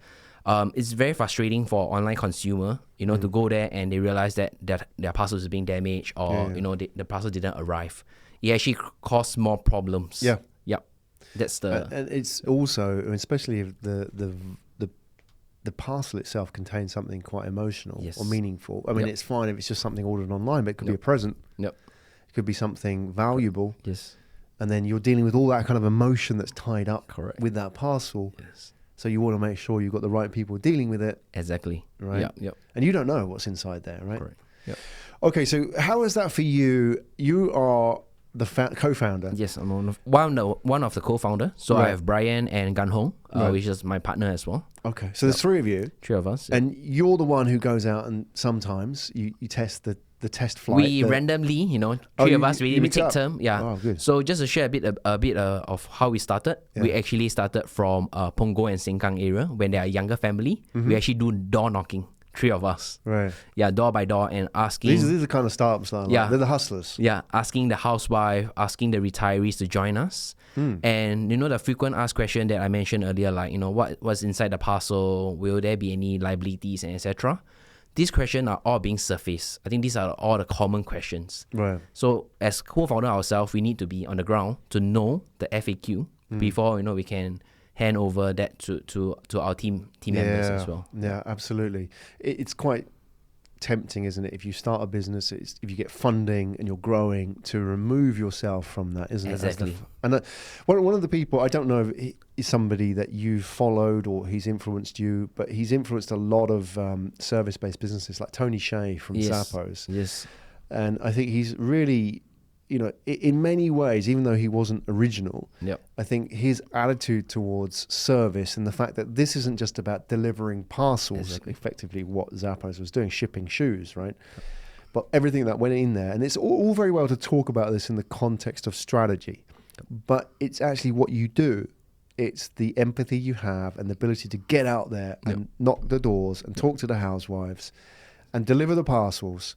How are you ensuring that you keep doing that? How do you sort of, keep going back to the floor and making, because there's always that tug, isn't there, that I've got to now run the business and now I'm sort of doing this. What's it like for you on a daily basis doing that? Yep. So we do actually a weekly meeting with the team, with the customer service head, etc., to mention is there any like a special case or any new problems that surface with the Parker, etc.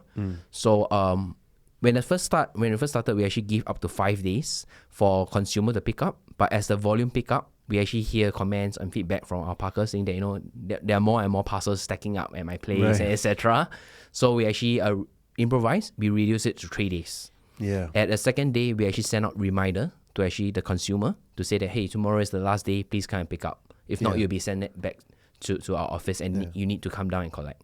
So these are some of the little bit of improvise that we're doing by having feedback and during the team meeting. Yeah. And how is it as well? I mean, if you consider yourself as a service business, how do you talk to your Parkers and how do you talk to your customers? I suppose they're both customers, really, but you're building a two-sided model. But those people who are getting the deliveries done and those who are picking them up, what sort of communications do you have backwards and forwards? Yeah. So for Parkers, right? What we do, like I mentioned earlier, we do like random testing, even though they are on board with us. How we do it is that if let's say through the system, Parker receive a continuous 2-star or 1-star rating, that will actually flag out on our system. Yeah. Where we'll actually revisit the parker and say that, what's the problem? Why are you providing such low quality kind of service? That's one.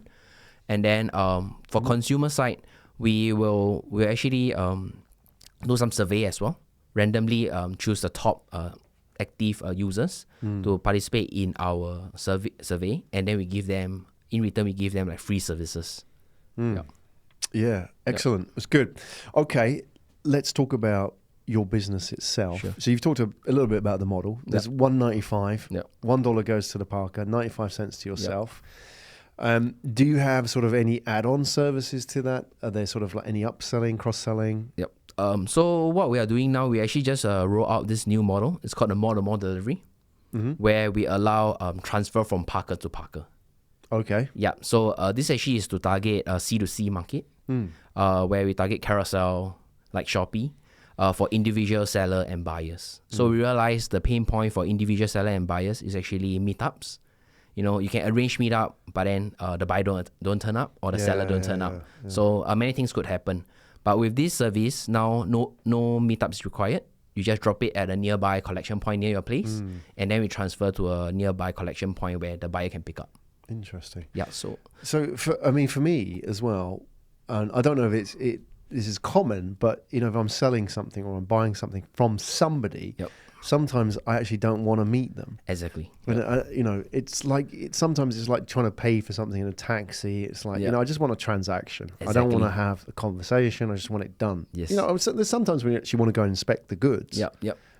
More valuable if you're buying a car, for example. But for the other things, I just like, okay, just do it. And it's, I don't have to worry about what's this person going to be like. Are they going to turn up as a parker myself or somebody selling something? So that sounds like something that I would use in that context. In fact, today we just roll out a free shipping day to celebrate National Day. Okay. Yeah, so if you're on Carousel, just feel free to engage our service. It's free and then you can try out. Right. Yeah. So how does it work with Carousel? Are you partnered with Carousel on that? Yeah, so we are pricing with Carousel to solve the problem of meetups. Yeah.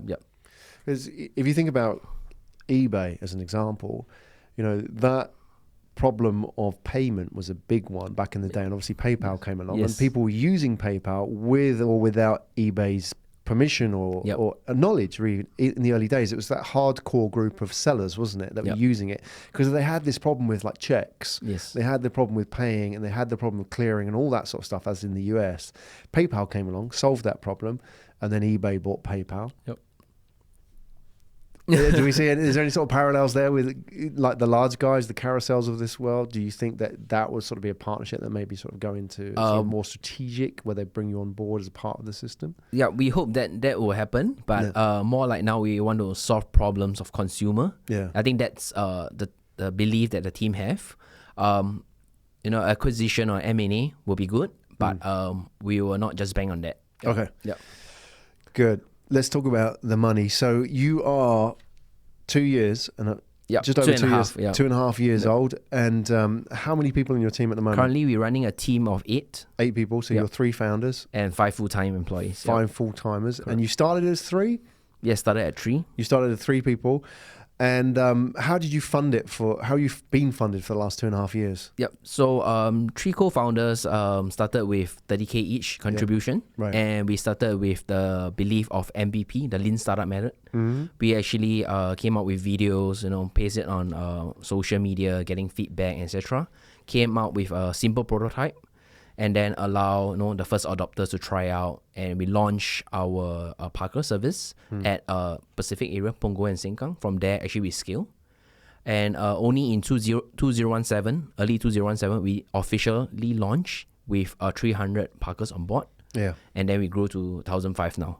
Okay. Yeah. Tell us about the MVP. What did it look like? It was just a simple video, a simple website, All right. You just had the video, so it's like a Dropbox style MVP. Yeah, if you can check our website, you can see that video. That's actually our MVP.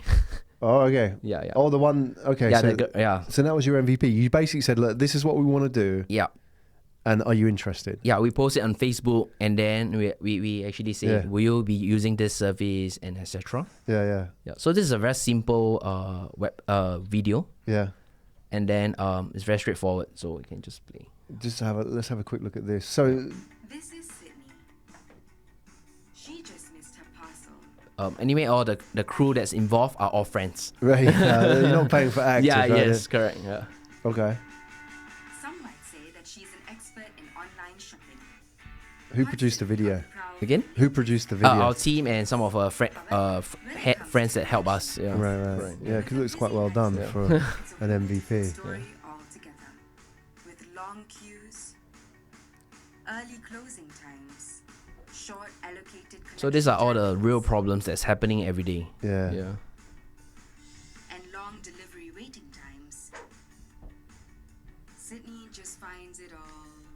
Was that you? Oh, it wasn't you. No, it's a I was just friend. trying to. I was wondering where you were going to pop up. With Park and Parcel. Using Park and Yeah, Parcel it shows like simple steps, Yeah, like yeah. how to use it. When was this then? When did you do the MVP? In 2016. All right. Yeah. How far were you into the business at that stage? We are not committed yet. That time we are just trying out and getting like brainstorming ideas and etc. Yeah. Because it looks. I mean, what you've got there looks quite similar as a website to what it is now. Yeah, correct. So you've kept it quite simple, Correct. A unique PNP ID will be generated. and even the branding as well. When we show this video, right, the website was not even done up yet. It's just visual and yeah, correct. So you mock website as well. Yes, correct. Yeah. At every Parker, right, the doorstep, there's actually a sticker that shows that they are one of the collection point. Yeah, it's a bit like how Deliveroo Yeah. work. Right. Yeah. That Work is- exactly the same. Okay. Yeah. Exactly. Yeah. There you go. Yeah. Well so done. besides just earning income, you get to know your neighbors as well. Interesting. Yeah. Do you think that's a big part of it? Yeah, I think that's the big part why Parker want to join us. Yeah. Because I think it's not just $1, but it's the fun, and Yeah. there's a lot of stuff that can happen through this transaction as well. Yeah, I mean, you mentioned Airbnb. I think in the early days of Airbnb, that was like a big driving factor, wasn't it? Like people were doing it just because they enjoyed hosting. Yes. I think increasingly now it's become professionalized and people realize it as a way to make money. So there's those people as well. But in the early days, it was like, okay, I just like having travelers and backpackers in my house. And that was like the big draw for people. Yep. I never would have thought it would have been something that would have drawn Parkers into Park and Parcel, but I can see it, especially in a place like Singapore. Yep. There's, if you go on the subway, there's always a lot of, I mean, they have all like the Be Nice campaigns and all that, but there's a lot of advertising around Singapore, which seems to be aimed at the fact that we're trying to reconnect with community, Yes, which exactly. probably existed for your parents' generation Yes. and their parents' generation, but doesn't exist now, right? Yes. People are kind of like Like you just phone on the phone, Yeah, WhatsApp. right, Yeah, right. exactly. Yeah. but you're sort of like re-establishing that ability to connect with the Correct. people next to you, next Yes. door. And I don't even know if people know who lives next door to them, right? Exactly. Yeah. And that's a little bit scary, isn't it? So there's that sort of added benefit as well. Exactly. I think that's the fun and the culture that we are actually building as well. Yeah. Like what you say, now people don't like to talk, face to face. They like to use social media or even WhatsApp. But through our platform now people get to talk, ice break. We ice break because of a transaction, and then Exactly. correct. It's the old cup of sugar trick, Yes. right? Yep. Doesn't work anymore, but now this is replacing it. So you funded it yourselves, the three founders up until this Yep. point. Are you raising at the moment? We actually just raised from traditional VC, Thrive, and also NUS Enterprise, and a group of angels. We raised over $1 million USD. Congratulations. Yep. So, Well, assuming you've got it in the bank already. yes, already in the bank. Yeah, and spending it. Yeah. That's So what it's there for. fundraising is always ongoing process for startup. So we will plan it for next year. But it's always good to start early because fundraising usually takes 3 to 8 months or even up to 12 months to build investment relationship, due diligence, and legal work. So we are happy to talk to investors now. Yeah. But now we are looking beyond just money. We're looking at strategic partnership, which Yeah. can add value to the business. Yeah, that's what I wanted to ask because I think you've identified correctly that fundraising never stops. Yes. Yep. Right, and earlier the better. Yep. And also for yourselves, I think we live in an ecosystem where money isn't short. So there's a lot of money going around. So getting money is not the hard part. The hard part is getting the right money. I know people talk about dumb money and smart money and so on, but for yourself, it's those partnerships that you're interested in. What is it that you're looking for? Because those people may be listening, watching now. What kind of partnerships are you looking for? Yep. So we are looking at for strategic partnership, from the logistics side or the e-commerce side. I mean, like what you mentioned earlier, Carousel might be a strategic partner to, actually put the logistic arm inside the platform. Or we are looking at international platform like DHL, FedEx, or even Aeromex, where they can actually leverage our services to actually replicate this model overseas. Yep. There you go. Would it work in any market? Yep. So we're going to launch our second market, fourth quarter this year at Thailand, Bangkok. Interesting. Yeah. So how do we go into that market? It's very simple. We actually look for local partners that can help. We can leverage their network, their connection. Yeah. So currently we are planning to enter a partnership with this Thai company called Box24. Oh, I know that. Bond. I know Bond. Yeah. I had him on the show, like one of the first ever interviews. Okay. Bond Tyanarak. Correct. So Bond focus on building parcel lockers. Yeah, that's right. island-wide in Thailand. So we both have a vision, combining our parkers and the lockers together to form a hybrid model. So end of the day, it's the consumer choice, whether you want to pick up from a parcel locker or from our parkers. But end of our day, our vision is to create the density together. That's interesting. Yeah. Oh, it's great to hear that you're partnering with him. Yeah. I haven't spoken to him for a while, actually. Maybe even like 2 years, I think. He was like one of the first. Yeah, he's growing bigger in Thailand now. So he's working with companies like Carry Logistics. Yeah. So these are some of the connections, that and the network that we can leverage on each other. Yeah. And how are we going to bring Bond over? It's we're going to set up like more collection point here as well with their locker system. So we're trying to Oh, great. help complement each other in terms of our network. Yeah, that's a great partnership. Yep. He was originally, so if people don't know, Box24 was originally for laundry, right? Yes. Okay. Exactly. I know he's sort of grown out of that, Yep. but that was the early beachhead, the starting point. Put those drop-off lockers in, I think they were like office spaces or Yes, like correct. condos. Yeah. So people would drop off their laundry and then they would pick it up, yes, like a day later. Correct. Kind of. Correct. Because usually the problem was, and I guess it's the same problem you've identified, Yep. but with a different sector, is that, if you were dropping off your laundry, they always picked up when you were in the office, and they always Exactly. dropped off when you were in the office. So Yes. you'd always kind of miss it. It's like, when you go in a hotel and they said, oh, you can do your laundry, but it's like they pick up at these hours, and it's like 2 days later they'll drop it off. Right? It's not good. Yep. And it's interesting that we see, like in Asia, especially in Southeast Asia, that a lot of the really interesting business models, Eric, I think that they're the ones that deal with infrastructure. They're sort of bringing the infrastructure levels up where there isn't anything, right? Yes. It's not sort of necessarily the most exciting models on the face of it to consumers. Yes. But if you, for example, Grab really is about, bringing up the infrastructure level to a level, and a lot of redundancy in that infrastructure, a lot of people as well. Yep. Box24, Park and Parcel, and now we're starting to see, for example, payments and so on. Yes. This is like a really interesting growth area. And people outside of Southeast Asia and outside of Asia doesn't realize this is where I think the real money is. Yes. Yeah, so I think the problem that we are solving are really close to heart, like day-to-day problems. Yeah, so we might not be in like deep tech, like, AI, IoT, but the problem that we're actually creating a platform that really meets the demand of the consumer. Yeah. Do you think, your approach as a co-founder has been shaped by your experience? If we go back to what we were talking about very early on about running a hostel, what did you, and if you didn't catch that part of the interview, the story is you ran a hospital up in Little India in Singapore. Yes. Little India is not like the most glamorous area of Singapore. It's a bit downtown, like locals.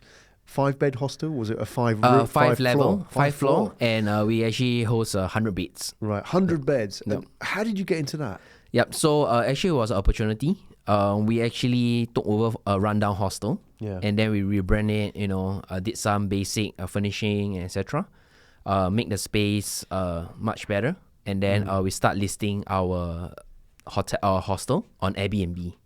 When we first started, we actually list on hotel.com, Trivago, etc. We are actually always at the bottom of the chain because we're competing with like Hilton, and etc. the 5 stars. So we talked to ourselves, how can we stand out?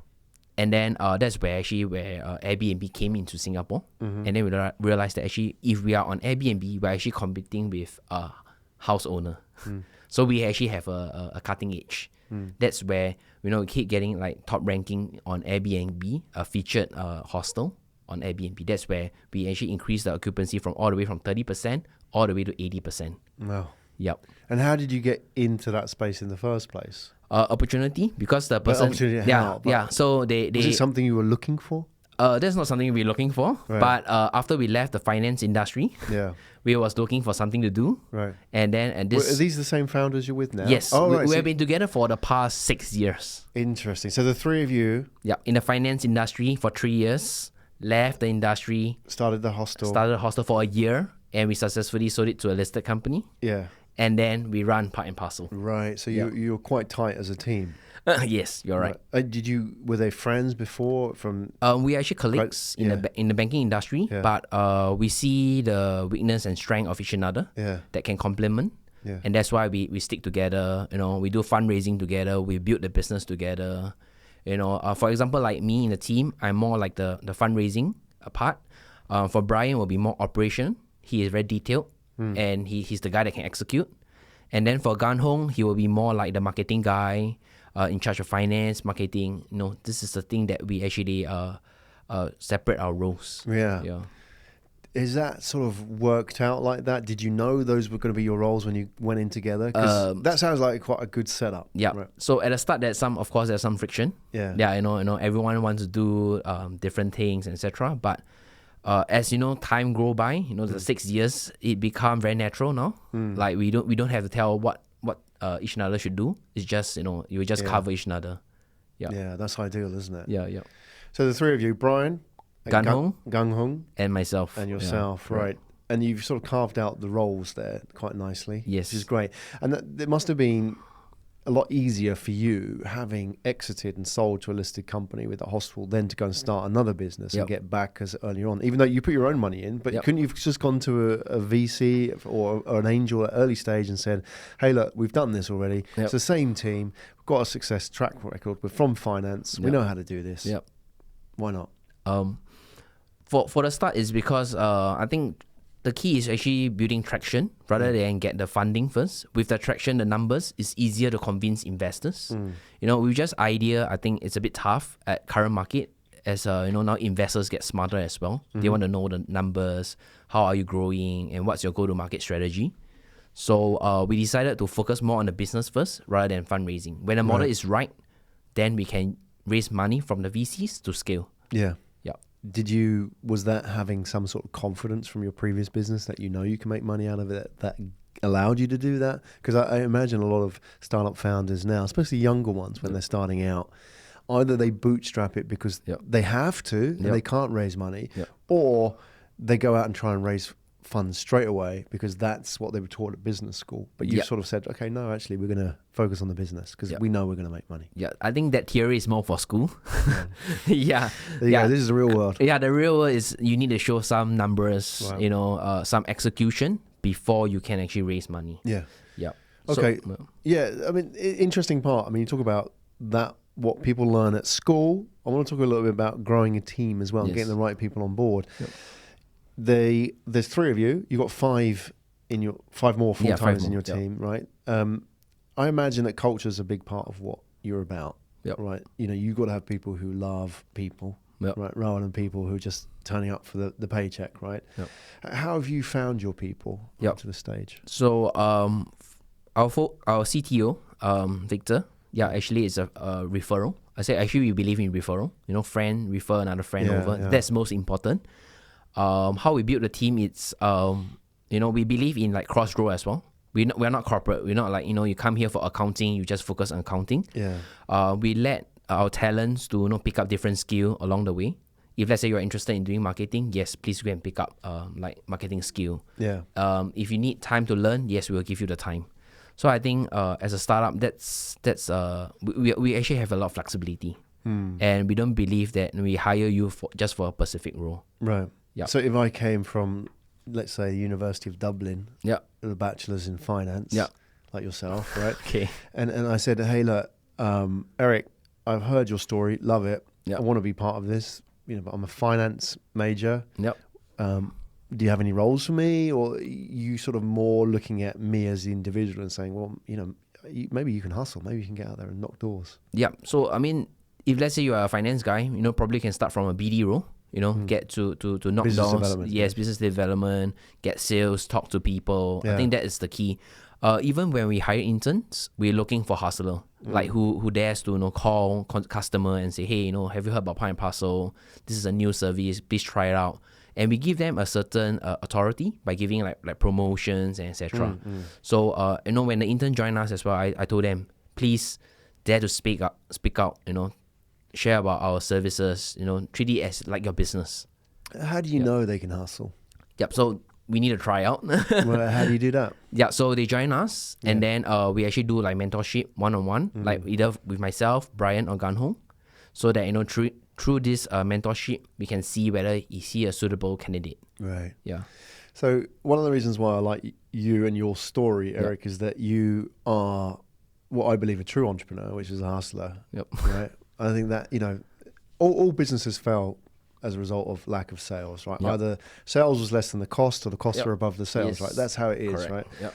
And I think there's this thing about hustling and selling, which I think is so important to get across to, a generation of people coming through, is that how important that is as a skill in business. Because if you can sell, you can fit in anywhere, you can build a business, right? Yes. And I think that there's an attitude, isn't there, that maybe selling's a bit sort of, like a low value task in business. And people have that, I did my MBA. Yep. I'm not going to go out and talk to customers. Yep. I did my MBA to have my big chair Yep. in the back of the office and the nice aircon Yep. office. I don't want to go out and sell. Yep.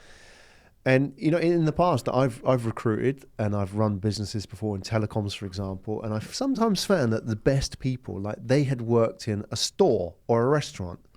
Maybe they weren't MBAs. No offense to MBAs, but what I'm trying to get across is they didn't have that training. Yep. But they spent 5 years in a retail business, like in the shop floor, talking to customers. Yes. And they enjoyed it and they Yep. loved it, and they were a store manager or they ran in a restaurant, Yes. family restaurant. That's a great example, right? Yep. So do you see young people coming through now, and do you see, how is it here in Singapore, for example, when you talk about things like hustling and sales? Do people get it, or you sort of find that only a few people get it? What's the environment like? Yeah, I think that's a very good point that you mentioned. Now, current generation, they are more, I would say, how is it? They don't dare to do sales because they felt that it's a low scale kind of job and etc. But I think that's very important. You need to reach out to know what's on the ground. Pull up your sleeve, know what's the problem, know what are people looking for. Yeah, so I think this generation will need to step up a bit, to actually reach out, to do more sales, etc. So for example, I was just talking to my intern this morning. They're good at drafting emails, good contents, cold email, etc. But they don't dare to pick up the phone. Right. Yeah, So the moment of truth. Yeah. So I told them, you can generate a lot of leads. You can send 2,000 email per month or whatever it's so, but then you can't close the sales. Yeah. It's nothing. Yeah. Yeah. So I think you need to step up. Encourage yourself to pick up the phone and call. Even you make mistakes is fine. Yeah. Yeah. That's the reason why you join us as an internship. Yeah. You are here to make mistake, and from here, you can learn. Yeah. So that's something that actually I encourage my interns as well. Yeah, it's good to hear it. Correct. And going back to Zappos and Tony Hsieh, I think I read somewhere, or maybe it was a documentary about him, that sometimes what surprises people about Tony Hsieh is that he's the CEO of $1 billion organization, $1 billion in cash from Amazon, right? So he is, when he comes into the office, sometimes he gets on the phone and takes calls from customers. And people look at him, if they're not used to that, they think, why is the CEO doing this? Yeah, he's taking a shoe order or whatever it might be, or a return, for example. Yeah. Why is he doing that? A, because he loves it. Yes. I think most important. And B, because it sets the culture, isn't it? That this is how it is. This is the root of what we do as a business. It's about people, it's about service. Yep. And you're only going to get that by talking to people. Correct. You need to set the example as well. Yeah. Yeah. For example, like when you do door knocking at Punggol and Sengkang area, Right. Brian and myself are being questioned by the residents. Yeah. Like say, hey, why you guys are the founder and then you guys are doing door knocking? You guys should be in the office, strategizing and etc. Then I say, yeah, you're right, but then we should be on the ground first to get the FAQ, get to know you and etc. And then we know what to convey that message to our team members as well. Yeah, I love that. I love that. And there's another book as well, written by a Chinese American. I think it might be Chinese who emigrated to America. Have you read Rejection Proof? Yes. Oh, Yeah. you had. So if any of the listeners or viewers haven't read that, I thoroughly recommend it, because you're talking about people picking up the phone and making a call. Yes. Rejection Proof is amazing. I can't remember the name of the guy who wrote it, unfortunately. And somebody can maybe tweet us or whatever. But basically the whole point about is get over your rejection by practicing it. Go and do, like door knocking. He did that. So he would walk up to somebody and say, can I plant a flower in your garden? Correct. And this guy's looking at, what? You're nuts. Yes. But that whole point of like, by constantly doing this, you get over your rejection. And by getting through that and able to ask people, it opens up huge wells of possibility. Yeah. Actually, after reading that book, I actually changed my perception as well. No way. So every rejection, right, doesn't hurt me, but every successful sales I make is a bonus to me. Right. Yeah. So here's that book here. So do we have Jia Jiang? That was it, the name of the guy. Oh, that's awesome. And I think that you could, what you're doing as well is a great lesson for those people that you're training in your business as well. A great reason why people should come and work for you. I'm a great believer that, there's a lot of pressure for people to go and work in startups, start a startup these days. It's cool. It's what people do. You'll be the next Grab. You'll be the next Lazada, whatever.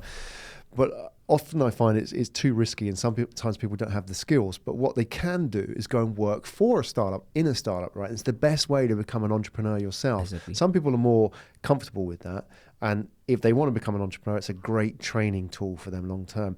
If people are listening to your story, Eric, what kind of people are you looking for in your business? What kind of mindset, culture, and even like hard skills are you looking for?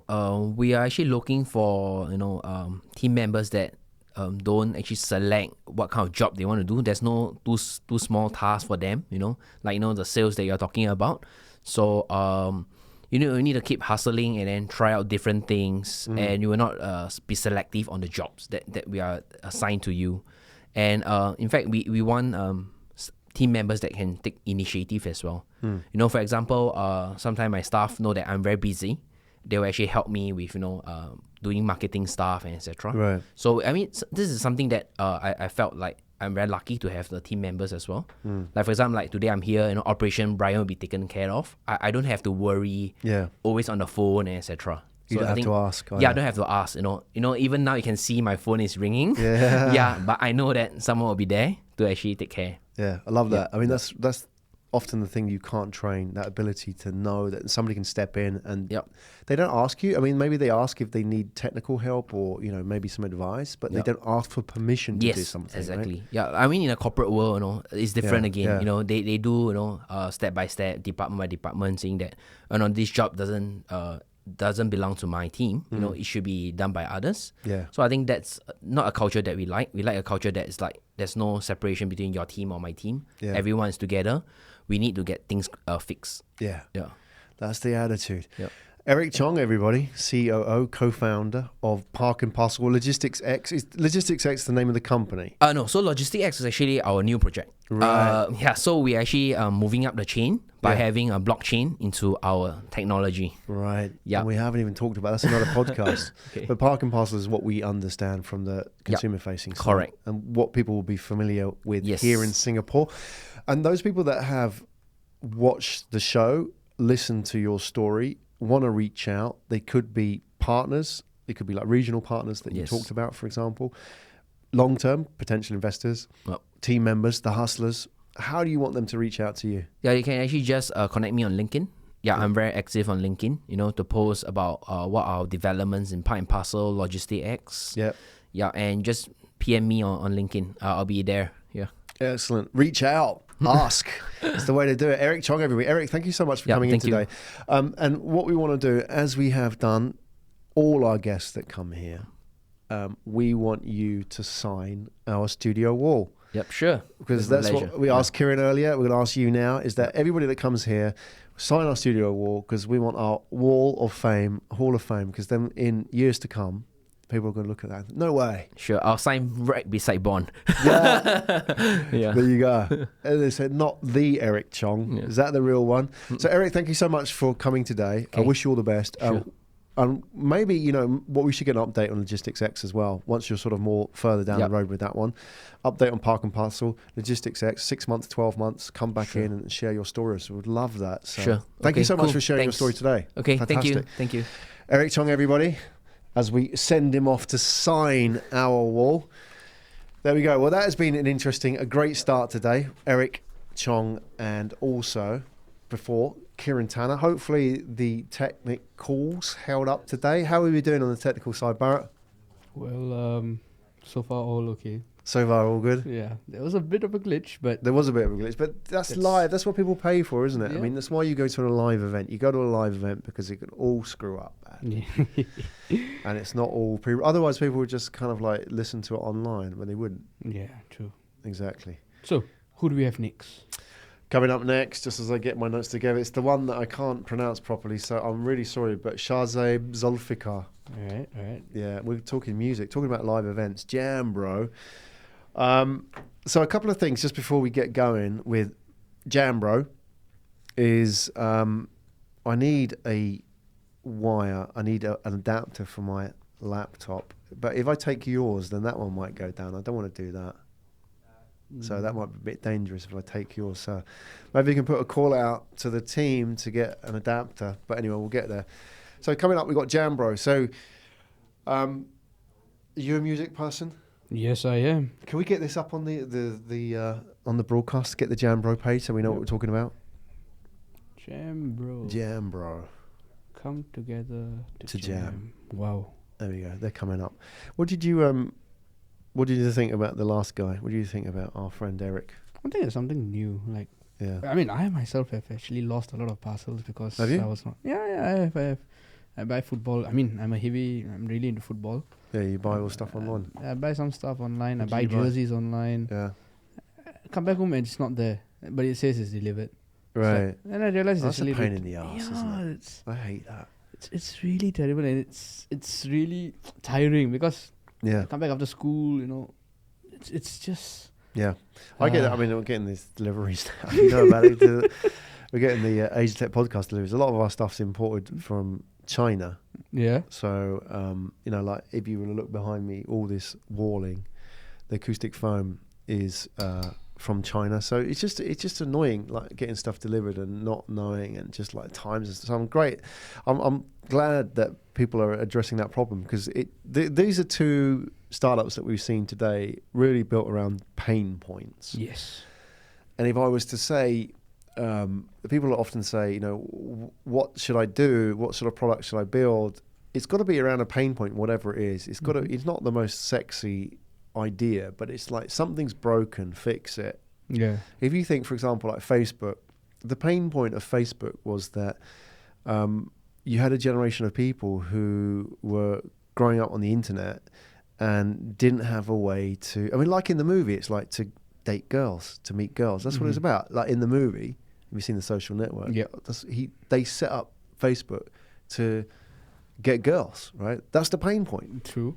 So there you go. That's how it started. So that worked out all right. That created a $1 billion industry and more, $1 trillion company as a result of pain points. And I think, you know, often overlooked. So we had earlier, Kieran Tanner started out today, Zen Rooms. So we had Kieran Tanner on, who was the co-founder and global MD of Zen Rooms, and he was talking about the pain points of like budget hospitality brands. I mean, your experience is your best teacher in a way. Absolutely.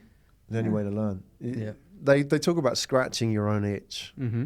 Like, so for example, like if you were like, you ordered a lot of football stuff Right. online and you got really pissed off because it wasn't getting delivered, Yeah. then that would force you to go out and set up a business if you were so minded. So, yeah. I so mean, think about the pain points that we have in daily life. true. But, Mm. but have you ever had probably a bad experience from, like, for example, a hotel? Oh yeah, of course I have. Yeah, of course I have. So another pain point being my charger.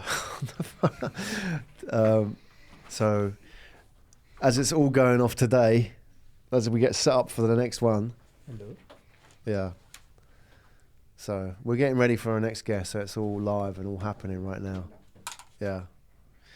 just as we take a delivery. Talking about taking deliveries, so yeah, it's all kicking off in the studio. This is the first time we've done it live, so it's all kind of like a bit exciting. And you know, we don't have to do it live, and it's always a bit more of a challenge doing it live. But that's the vibe, right? Have we got so here? Jun's on the seat now. I want to just turn this around just so I risk messing up the camera. We do have extra cameras, but there you go. There's Jun over in the corner. How you doing, Jun? So Jun is now occupying the hot seat as the engineer. Yeah. There you go. So that was your fault for bringing in the charger you got on the live. So how was the live stream coming out the other side? Oh, it's fine. All right. So your mic's quite low. Can you turn your mic up? I think it might be number 3. Okay. Awesome. Hello. Yeah, up a bit. Hello. Hello. Up a bit. Hello. Oh, right to the top. Yeah. Hello. Hello. You're on now. Hello. Yeah. Can So you you're hear on. You can. Awesome. You're on. You're live. Yeah, everything is great. You know. Well, we had a few glitches. Yeah, we had a few glitches, but it's fine. I think. All right. Did it work out all right? We had to Yeah. restart the camera live. Right. I know. Yeah. But I think just from outside and watching the live show, it just Right. Was the fine. audio and video syncing all right? Was there a lag? Sometimes like yeah, just maybe just a little bit of videos, Right. but audio is fine. Okay. Yeah. So Cool. awesome. Awesome. Well, we're 2 hours in to our marathon. We're gonna go for another hour. We've got one more guest. We're talking about music. You're a musician. Me? Well, I love to play guitar, so Right. You didn't bring your guitar in today because I tell you the next guy. Sorry, I don't know if it's a guy. Sorry. Mm. My mistake. Yeah, he's a guy. yeah. I had the name Shazib. I know, I've done all the research, but it didn't Yeah. actually. Sometimes it doesn't tell you. So Shazib, the company is called Jambro. Okay. So it's a market network for musicians. We enable. It says here. I'm just going to read it off the crib card here. We enable musicians, event organisers, music venues, and fans to collaborate and create opportunities. So you go. Hey. So for people like yourself, you could actually put a gig together with this one. How about that? Are you gigging? Oh yeah. All right. Yeah. All right. Yeah. On the spot, I'm gonna let Jun go. I'll get back. All right.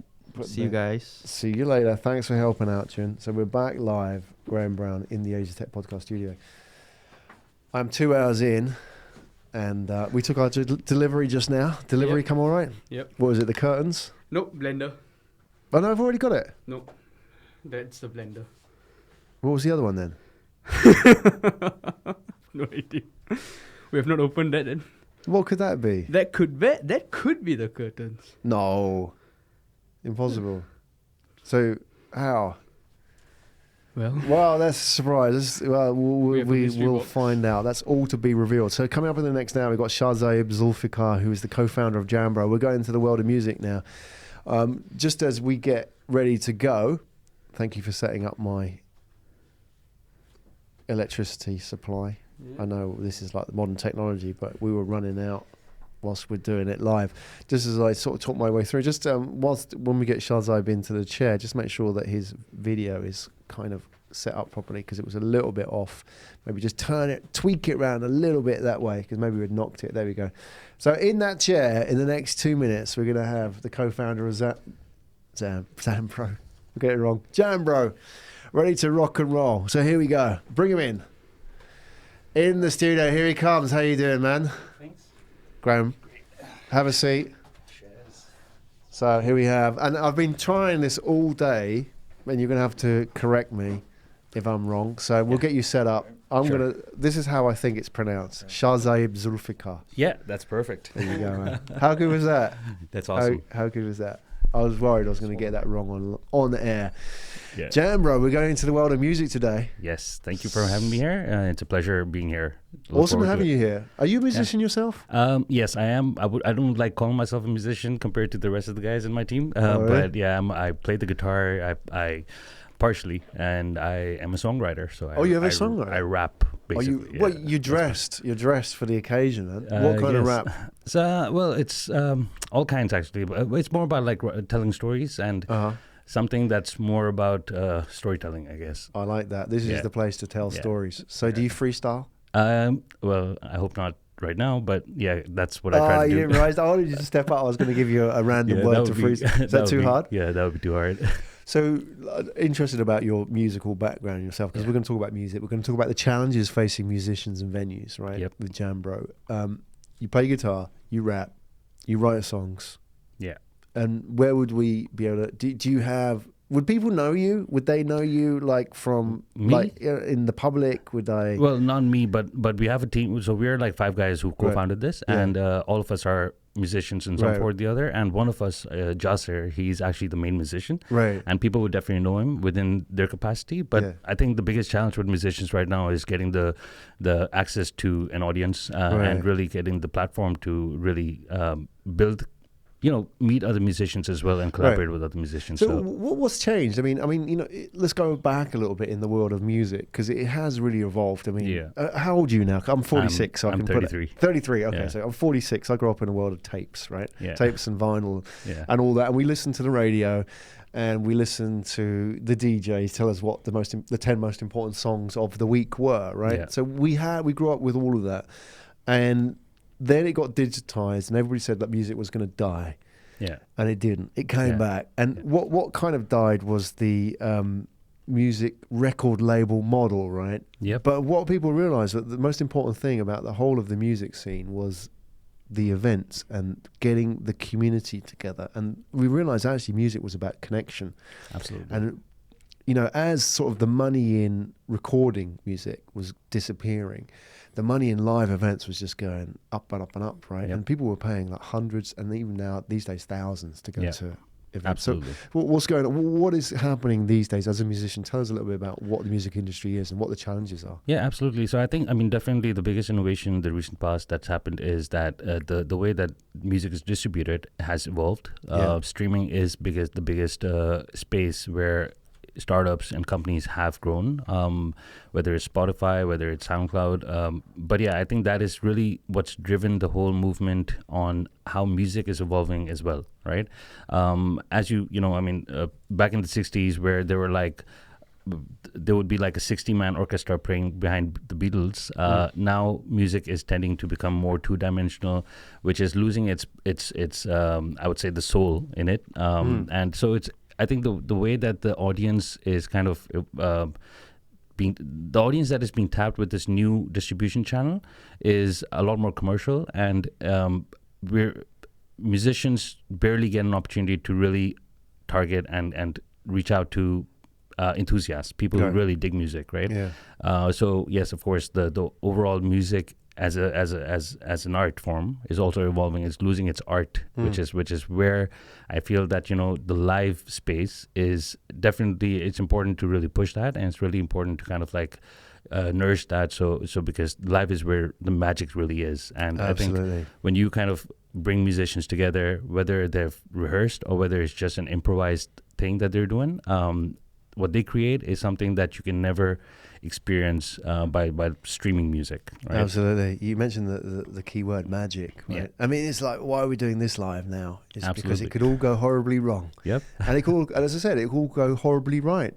Yeah. Is that I think the reason people like live, the experience obviously and the connection with people, but the fact is it's something unique and you don't know what's going to happen next, Yes. right? It's not pre-recorded, therefore it's not sanitized. And there'll be bits where the jack line falls out of the guitar and the amp goes off and all those kind of things. But that's what people want, isn't it? Because when Absolutely, you do nail it, Yeah. that's the magic. Exactly. And I think it when you have that experience and when you're feeding off the energy of the musicians that are around with you on stage, as well as the audience who's listening and vice versa, I think that experience is something which is truly different, unique, and that is really where we see the future of music to be headed. Yep. And I think it's about time that there is a dire need to bring the musicality back in music, basically. Let's and do that's it. what Jambro is really set to Let's do do. it. Before we get there, I want to have a look at some of your music.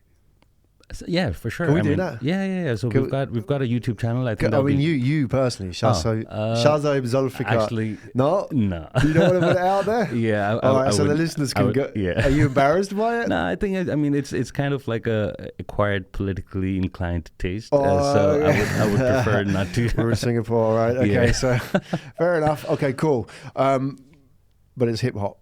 It's is it hip guitar? hop. It's hip hop basically, All right. mostly. Okay. What about one of your team members? Yeah. So Can we we've got.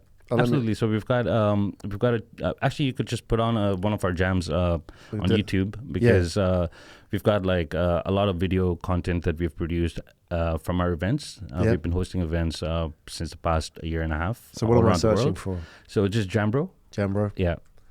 Okay, let's do this live. This is the fun. There we go. Is this you? Yeah. Sorry. Oh yeah, you've got the cap. Yeah, That's right- your cap. Oh, right there. right. Yeah, Nice. No, not that. Not the first one. It's actually I would say, you could put on any of these. Popular uploads. Yeah. So one of these? Oh, you got it?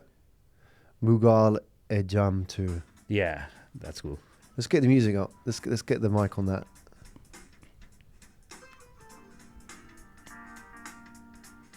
Jamathon. Yeah, it's a series of jams that we would do. Like we would partner with event venues and do this whole stream of jams.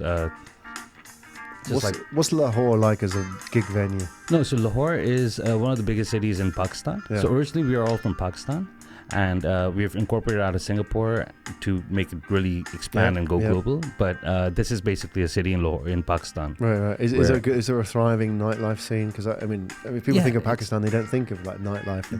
That's true. Yeah. So it is one of the biggest citadels, and they've got. Let's keep that playing in the background. I like that, but maybe just drop the volume. Yeah, it's bit. good. Yeah. So it's basically just that is the place where art is. Art is created. Right. One of the key places, actually. Is this your team here in the video? So one of the guys, the guy playing bass, he's Jasser. He's a co-founder, partner, and these musicians are basically some of the best musicians in Pakistan who just got together, right.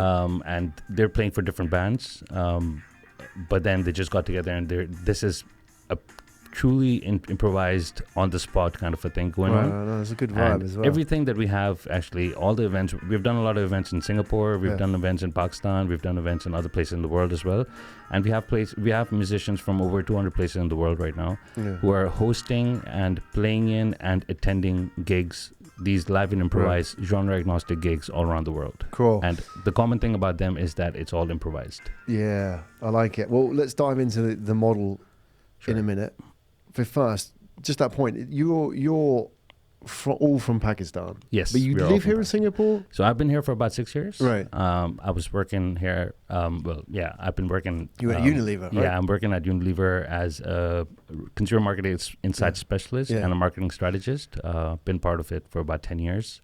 And then one of our other partners has also been based out of here, working at a bank. So, and then there are 3 other guys who are primarily based out of Pakistan. But then we've been part of an accelerator here. It's called Murudi. Oh, well, I know them very well. Yes, right. So Paul and Craig. Exactly. So Amra, exactly. Yeah. Okay. So no, it's fine. Let's keep it rolling. We've just got a bit of whir in the background. We take that microphone off. So the microphone's on the. There you go. That's all right. It's live, man. Yeah. So you. This is the interesting thing about you, and I was trying to work it out. Is that you work for Unilever and you have a startup? Absolutely. So I'm more of like I'm basically working 24 hours a day. So how does that work? Are they cool with that? Yeah, absolutely. I mean, to be honest, I've been part of Unilever for a really long time. There's definitely no conflict of interest because what I do is working on brands, and I work on the beverages, refreshments category. And this is really a passion space where they're very like open and supportive of pursuing getting their employees to pursue passion areas. I've been involved in things throughout over the course of time. I build motorcycles on the side as well. So that what was. What do you mean on the side? Where do you get the time to do this? It's more of like a passion. So I build. I take projects. I do it for myself, and then I end up like joining communities and really selling off my bikes at the end of the day. So yeah, I've always been involved in something or the other, and this, of course, has gone bigger, way bigger than the other things that I've been involved in. But yeah, so I'm primarily working a day job. And then we have a team, a sizable team, so we don't really need me to be involved 24/7, basically. Well, what does it take to make that work? Because I'm sure listeners, viewers might be thinking, wait, I can have a startup and a day job? Yeah. And that's sort of like, I can have my cake and I can eat it? Because I can imagine that could not work in many cases, right? Yeah. Where the stars aren't in alignment. What does it take to make that sort of ideal situation work? To be honest, I think the most important thing is your the team that you have, Yeah. right? I mean, in the end of the day, like I said, it's not just myself. We have a team who is very dedicated, and they're like fully committed to working on this full time. So the services and the kind of like involvement that I have is more on a strategic level, more on like Right. figuring out how do we shape up the business models, how do we really kind of position the brand, what is the area that we should be kind of focusing on, whether it's about investment, raising funds, or whether it's about activating the business. So it's more of a consultancy role that I play. And then there's like team players, teams that are, people in my team which are able to kind of really translate that into anything else that's required. So yeah, I think the most important thing is forming a team, having a team that can really that's open to the amount of commitment you're able to bring in. It's very rare, I agree. I mean, I know that I'm spending a lot of time of my day not spending time with my family, but spending a lot of time. Oh, you got a family as well. I've got a family as well. And you're doing. Absolutely, all I've got a 2.5-year-old daughter as well. So Wow. So I think it's definitely tough from a timing perspective, but the fact that it is something which I'm really passionate about. Yeah. I really don't mind. I think I feed off working on it. Exactly. Like my energy comes out from there. Because I'm wondering if you're not working, you'll probably be doing this anyway. Yeah, absolutely. So there you go. That's what you do in your spare time. You're sitting around jamming with. I mean, be surrounded by people as well who give you energy rather than take it. Absolutely. Musicians. If you're passionate about music, you feed off each other. You grow Right. each other energy-wise, right? Yep, absolutely. I think that's really where it is. And so it's also the nature of the startup that you're a part of. There is a very deep purpose that we have within Jambro, and I think I've known my partners for a very long time. So we have this natural kind of like connection, and we're able to kind of like work together. We used really well. Jambros before. Yeah, basically. I mean, Jasser again is the main musician. He's the original Jambro from Pakistan. To be honest, he's been doing this for years, for decades. To be honest, he's a professional like filmmaker as well, and the CEO, the founder Rashad, who's actually in Pakistan. So these guys are in Pakistan right now doing a festival. They're part of a festival that's happening in the mountains in Pasu, Right. up in north areas of Pakistan. So right now, that's why they're not here. They're basically sitting in the northern part, organizing this festival that we have right now. But basically, Jasser and Rashad, they've been like playing music for eons, ever since they've started playing music. So over a decade. And this thing had always been happening, like this whole getting together to jam and improvise, and that's their niche. That's what they really enjoy doing. And very soon we realized that this is something that resonates with musicians all around the world, and this is exactly what's needed to really further, develop, evolve music and bring it back to what it's supposed to be.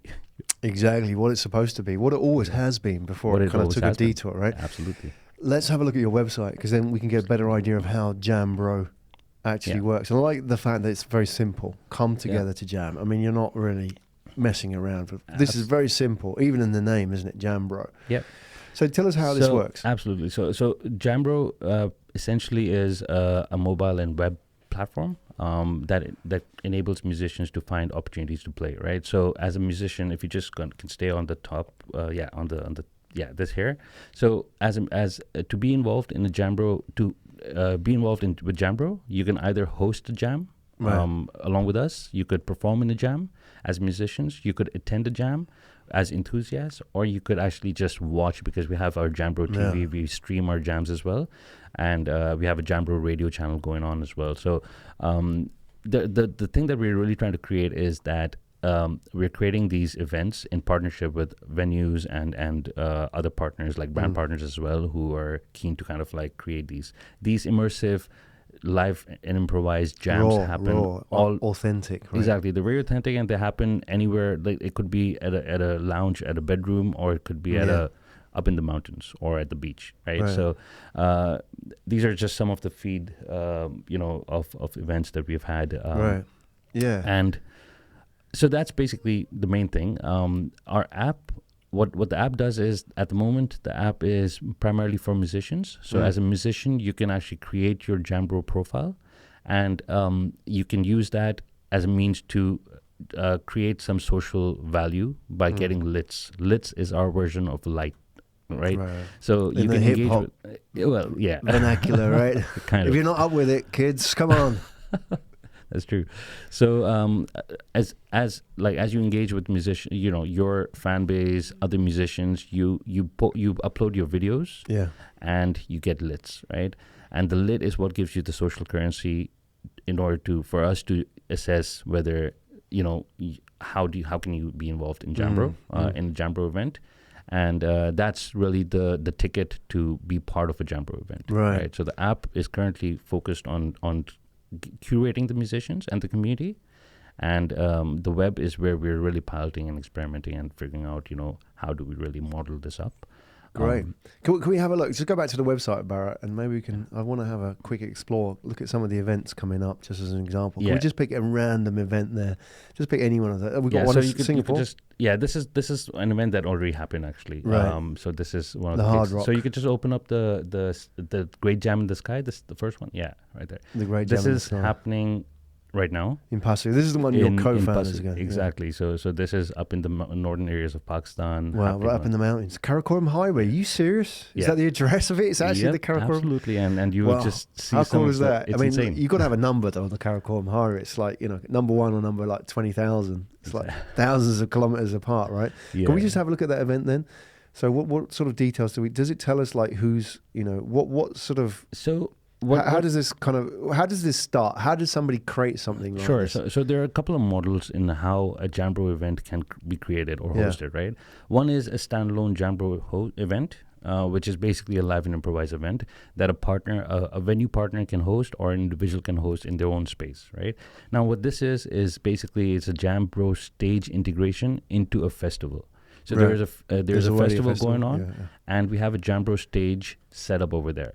A Jambro stage is basically a stage within a festival where any musician who's attending the festival can just go and jam because their instruments and their musicians They're just get already together. there. Yeah. Exactly, and there have been cases in the past where at a music festival there's been a bigger crowd at the Jambro stage than at the main stage. So I think why not? it's definitely something which every festival is keen to, and in future we're still at an early stage and we're still building those partnerships. But I think next year we've got a couple of festivals where we are already lined up to kind of integrate our Jambro stages in, and. So yeah, as a host, you can actually just kind of sign up to host a Jambro event, and you put in your details. There's a whole form online where you can just put in details of how big the venue is, what is the setup like, and basically some information around those lines. And we select whether we're keen to kind of host in that area or not. Right. As a musician, you can look at all the events that are happening, and depending on where you are, so. Right now it's mostly in Singapore and Pakistan, but eventually, it'll be all around the world. That's our vision, basically, to make the world a jam stage. Yeah. Well, that'd be great for traveling musicians. Yeah, exactly. As well. So and there's a lot of those. Yeah, that's And one then of the they big kind of things. feel at home, don't they? I mean, if you're gigging around the world, Yep. and you feel out, you're on your own, or if you're in a small group, you can go and hang out with people who are really passionate about this. Absolutely, and I think that's really one of the big areas, because imagine someone from Australia who's going to Turkey and they just want to kind of meet the musicians who play Turkish instruments. Yeah, They can just go on Jambro and find a darbuka player or find some musician and just jam with them, and it's a completely different experience for that individual flying from Australia who could probably never expect to get that experience. Yeah, totally. That's That's awesome. Yeah. I mean, if I was a guitar player, a guitar musician, I would love to I'd go to India or Pakistan and hang out with people playing the tabla. Yeah. And all those The kind sitar. of the star or the pankawaj, whatever Yeah. and then go somewhere like even Southeast Asia, like with the gamelan players, Exactly. and just learn their craft and just hang out with them. Absolutely. It's an amazing experience. Yep. So that's really the idea, is about bringing, enabling musicians to connect with other musicians, like-minded musicians all around the world. And 95% of the musicians, well, this is an estimate, but they're undiscovered. And they're either musicians who just never got an opportunity or a platform to really showcase what they're worth, or they've just given up music because it was a hobby and now they're getting bogged down with other stuff, right? So this is really kind of giving an uprising to everyone who's passionate about music, who really wants to kind of just pursue this as a passion or as something on the side as well. But even for professionals who are looking for collaborating with other musicians anywhere in the world. Right. And where's the money in this? So the money, that's a good question. So there are actually a couple of areas. So the way that we look at ourselves is that the space that we play in is that our competitive landscape pans across social networks and marketplaces, right? What we're really forming is a whole ecosystem around this experience that we're creating. So there are a couple of revenue streams. At this early stage, it's primarily based on brand sponsorships because we're getting brands to really partner with us to host these events. Then there are ticket sales involved in future as well. And then there are commissions for any exchange of value that happens between the community through Jambro, right? So the focus at the first 12 months actually is to focus to get the events kicked off, which is really going to be based on the partnerships that we create. Yeah. Moving forward, there are other revenue streams like merchandise. I think That cap. Yeah, that cap is actually it's one off. How is it? Example, yeah. It's worth money. But I think basically merchandise is a big area because even for the biggest record labels right now, close to 1/3 of their business is merchandise. Yeah. And that's going to be definitely an area that we want to pursue and explore because Jambro is just a cool name that it's a brand that's being created, which people just want to be involved in some way or the other, right? And then there are others like tab sharing with venues. So most of the revenue streams are primarily around the events that we host. In future, we also plan to kind of integrate marketplace, exchange of instruments, selling instruments, etc. And any, like for example, if someone's hosting their event, they can create or they can sell their tickets over there as well. It's basically going to be a whole market network that it will evolve into. Right. And the revenue is going to be commission based primarily, but as well as events that we're going to host, which will drive a lot of revenue as well. I can see on the sponsorship side, on the corporate side, brands like Red Bull, Monster Energy, these are the ones that want that kind of real grassroots, authentic movement that they can be part of at an early stage. Yeah. So, Red Bull, we're already partnering with. So in Pakistan, actually, we've already had a partnership with Red Bull. Right. But you'll be surprised that, Uber is actually one of the biggest investors in, sponsors of live music events around the world. And there are a lot of brands. And I think for us, there is a gamble between, focusing on getting brand sponsorships because, or getting it crowdsourced.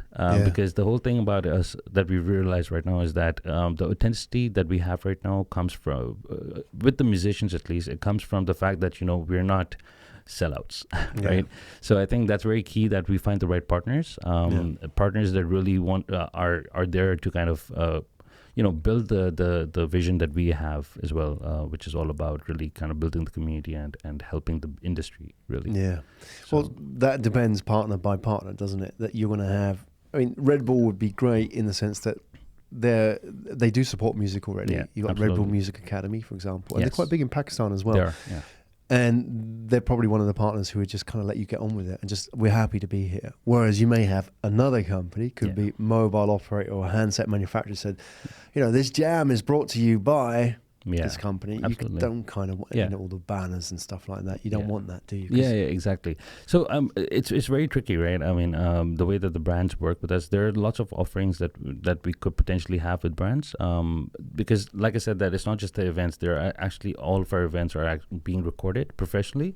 So there is a whole stream of events and content that we're creating. So there is content integration that's also an opportunity for brands that could exist, right? And this is really what we are piloting and experimenting at this stage. There's a big push now into native advertising, which is, and I saw this, and it's slightly off tangent, but it sort of explains the point, is that there is a very popular YouTube channel run by a guy who drives an Uber car, who's an Uber driver, and he's got about 2 million followers. Well, he gets 2 million views. I'm not sure which is right. But it's big anyway, for somebody that just drives around. And here's the interesting thing, right? Here are the parallels, that it's just conversations. So it's raw, authentic, and it's unedited, like your jams. Anything can happen. So anybody that gets into the car anything can happen. It could be like, the drunk party goers. It could be, like the housewife. It could be anything. Yeah. So people watch it for that, because anything can happen in the next half an hour. Just like you're watching a jam, anything can happen. And so people get hooked on this content because it's just interesting and it's human and it's raw and it's not what we're used to, which is this very sort of gamed algorithm type content that's coming out now. Yeah. And he has a native advertising sponsor, which is a hot sauce company, right? And the hot sauce company, they could say, hey, look, I want you to hold up the hot sauce and say, and this drive is brought to you by hot sauce, whatever. But it doesn't. He just gives them bottles of hot sauce, and they give him the money to do this. And what it naturally comes out. So student walks into the Uber cab, and she happens to be eating a pizza whilst they're driving, and they're talking away. And the driver turns around and he said, oh, do you like hot sauce? Do you want some hot sauce with that pizza? And they try it. And afterwards he says, oh, by the way, they're my sponsor. And he's like, no way. This is like, all part of the whole thing. Right. How much would a sponsor pay for something like that? And I think about what you're doing is that you're offering something really authentic, which advertisers want a part of. And the challenge then is doing that in a way which doesn't compromise the principles of the authenticity of the musicians. But you're in a really interesting space with that. I agree 200% what you say, and this is exactly the way that we look at it as well. Which is why I think being selective with partners that really share the values and the purpose, and they really see the value that we're bringing. I think that's key. Because as we scale up and as we get more people on the platform, I think the avenues for brand sponsorships just opens up. But I think we're consciously being selective at this stage, and I think that's something that's appreciated by the community as well as by other partners, meaningful partners who would like to be part of this experience as well. So, it takes longer, but ultimately it's more valuable. You're more concentrated, isn't it? So you went through Murudi. Yeah. You went through the accelerator program, successfully exited from not the right word to use, successfully graduated from that. And where are you now? Are you fundraising? Our journey really started where we as founders bootstrapped initially, and as we got into before we got into Murudi, we raised some safe funds using the safe instrument from friends and family. And then we got selected as a top 10 high potential startups in Southeast Asia by Murudi, and we are part of that program, 6-month program, and we just graduated in February. And ever since we've further raised more funds, again with Safe. But now at this stage we're in a position where we really want to scale up because we've got a model that's running. We've refined our proposition and what we really want to own, what we really want to stand for a lot better. And I think the opportunities that for us to grow are immense. The demand is way higher than what we can do, which is why I think now at this stage we're in a position to also consider seed funding. And our goal really is to raise our first seed within this year. But we're still kind of raising through Safe as a bridge fund. Right. Okay. And how much are you raising? So we're raising for a seed it's actually anywhere from $500,000 USD. Our Safe funding is at a minimum of $25,000 per ticket. Ticket is what I don't know if that's the common terminology. Yeah, that's the entry point, right? Yeah, that's the entry point. But we're trying to raise within about $500,000 is what we are targeting. And what would $500,000 get you as a company and the investors? Yeah, we don't have to say percentages, but in a sense, what will that fund? Yeah, so there are two key elements of it. One of it is just really further development of our platform to really make this what we're trying to do in terms of the events and the development is going to help us scale the events on a global level. So that's one part of it, and the other part that we're really trying to also explore is we're exploring blockchain because blockchain is something which is probably the biggest innovation within the music industry after streaming services. It fits in very well into what we're trying to do because it enables us to decentralize everything that we're doing and also incentivize everyone who's involved within the ecosystem because like I said that there are multiple stakeholders that are involved. This is of course still being explored at this stage, but that's really a space where we have seen some very good use cases similar platforms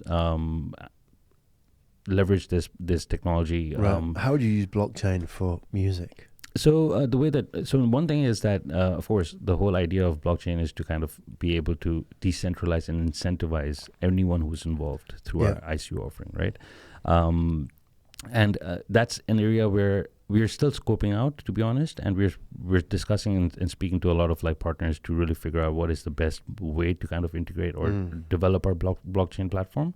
But there are two reasons for it. One is, of course, it helps us really raise the funding that's required to make this go global. Fundraising in the music space or music startup space is probably the most difficult challenge because it's heavily, there's it's a messy world of licensing and rights ownership that everyone wants to steer away from. Yeah. And what we are offering is something which is very different. And I think, having said that, because of the nuance, because of how music startups are generally seen as by institutional investors, typically, it is a difficult space to kind of raise traditionally, right? So we really kind of are exploring blockchain to be able to, number one, be able to raise a significant chunk that will help us crowdsource and scale the movement on a global level. And second is that there is definitely a very good utility of the platform of the technology, because there is an exchange of value that's happening within our platform. And whether it's incentivizing someone for being part of it, a musician being performing at a gig, a host organizing a gig, or people just kind of volunteering, right? That incentive can then be redeemable for anything that you can get out of the platform, whether it's ticket sales, whether it's merchandise, whether it's instruments, or anything that you can buy off the coin offering. Basically. Got it. Okay, that's all to come. Yeah, And that's definitely all to come, and it's like I said, that is very early stage. Yeah, to be honest, exploring it. Yeah, we're exploring it. It's not really the core, but the whole idea, really, the main reason of funding at this stage is to further develop our platform and get us to a stage where we can scale in regions and markets beyond Southeast Asia and South Asia. Got it. And your team itself, I know you mentioned you have the 5 co-founders. Yeah. And are you recruiting at the moment? Are you looking for new people? The way that we work is that we've got a team of developers that are in-house as well. Right. And that is really where the focus is, because everything else that's required for us to really grow, whether it's anything involved in community engagement, there is a volunteer program that we have, which is called the Jambassador program. So we've got musicians who are willing to kind of be part of it and partner with us to really help us host these events and in areas where even we're not there, right? So we're really leveraging that community to as volunteers at this stage.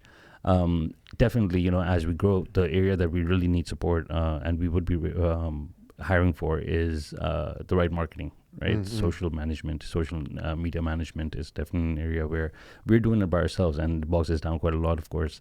And as a startup, I mean, that's always the case, right? You start doing everything. So that's definitely an area where we want to further build a team around. Mm. And I think even within the developer space, there's a lot of opportunity for us to hire, but not hiring at the moment. I think right now we're just really maximizing on what we have. But let's say you were talking now to somebody who was passionate about music and startups and maybe even blockchain, or now listening or watching this live, and they're getting excited about what you're doing. They maybe jam themselves. Maybe they're not a musician, but just passionate about the space. Maybe they're an event organizer, or maybe there's a venue organizer or something.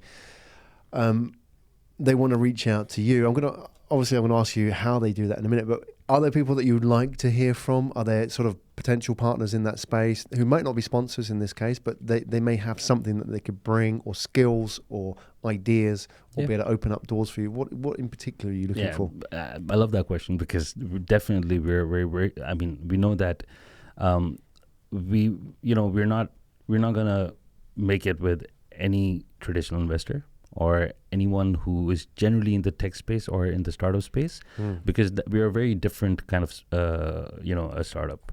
What we're really looking for is brand connections, brand partnerships that really get what we're doing, that support music. That's definitely one of the big ones. Investors, there are selective investors who invest in music. because of this, like I said earlier, that because music is such a underserved or underinvested space in the startup world, there are now specific accelerators being created, like Midem Labs. Actually, there is an Abbey Road Studios accelerator that just got created as well. There's Techstar Asia, Techstar, which is another accelerator. So there are lots of accelerators that are being created that are focused on music, and that's really where the focus for us is. That we're really trying to kind of tap into that, apply for those, and get into one of those, because that will allow us to connect with the right investors, right? Because that's the ecosystem that we really want to be connected with. And I think anyone who really is involved, we are a community-based platform. So anyone, whether you're a musician or just an enthusiast and would like to kind of hear more about us, I would love to get in touch with them and just work out how we could potentially work together. Because whether it's like an event venue, whether it's a bigger kind of an company like Hard Rock Cafe that has multiple events around the world and host gigs, or whether it's a brand like Red Bull, we do have a partnership with Red Bull in Pakistan, but not globally, right? Yeah. So it could be anything. Yeah. Awesome. And how do they reach out to you? So actually, we have. I think I can probably just spell out the email address. Well, I mean, I can put it all in the show notes, but just sure. what's the format? What's the easiest way? Because sometimes people say, okay, like I want to reach out to them and I'll tweet them. But, like, for example, me, my Twitter game is pretty poor. So Twitter's not the best way to get in touch with me. LinkedIn works for me. Okay. What are the channels? So for us, Instagram and Facebook is one of the key two key channels where we operate. We have a lot of activity on that, and we are pretty responsive on that. I think that would be a good platform. Actually, just going on jambro.co and finding the contact us link over there works, because that's definitely a space where people should check out if you're interested to learn more about it. Then there is, of course, I can share the link of the CEO. I think you can just write to the CEO, Rishad. Sure. It's rishad@jambro.co. Excellent. RISHAD. We'll put all the details in the show notes, and yourself as well, of course. Yeah, absolutely. So, especially if they're into motorbikes. Yeah. Absolutely, why not? I mean, I'm not doing that for the part time because I'm not getting time. But exactly. Why not? Shared passions. And this is fascinating. And Shahzaib Zulfikar, it's been a real pleasure Thank you. having you on the show, and wish you all the best with Jambro and the story and the journey as it unfolds, and as you go global as well. And you're tapping into a market which is truly global. Yeah. There are musicians everywhere and people who are passionate about musicians and want to be part of that scene. And, that whole live space as well is only going to grow from here as we become more and more this, people want more and more of the analog, right, which is the real world. And just creating platforms for people to do that.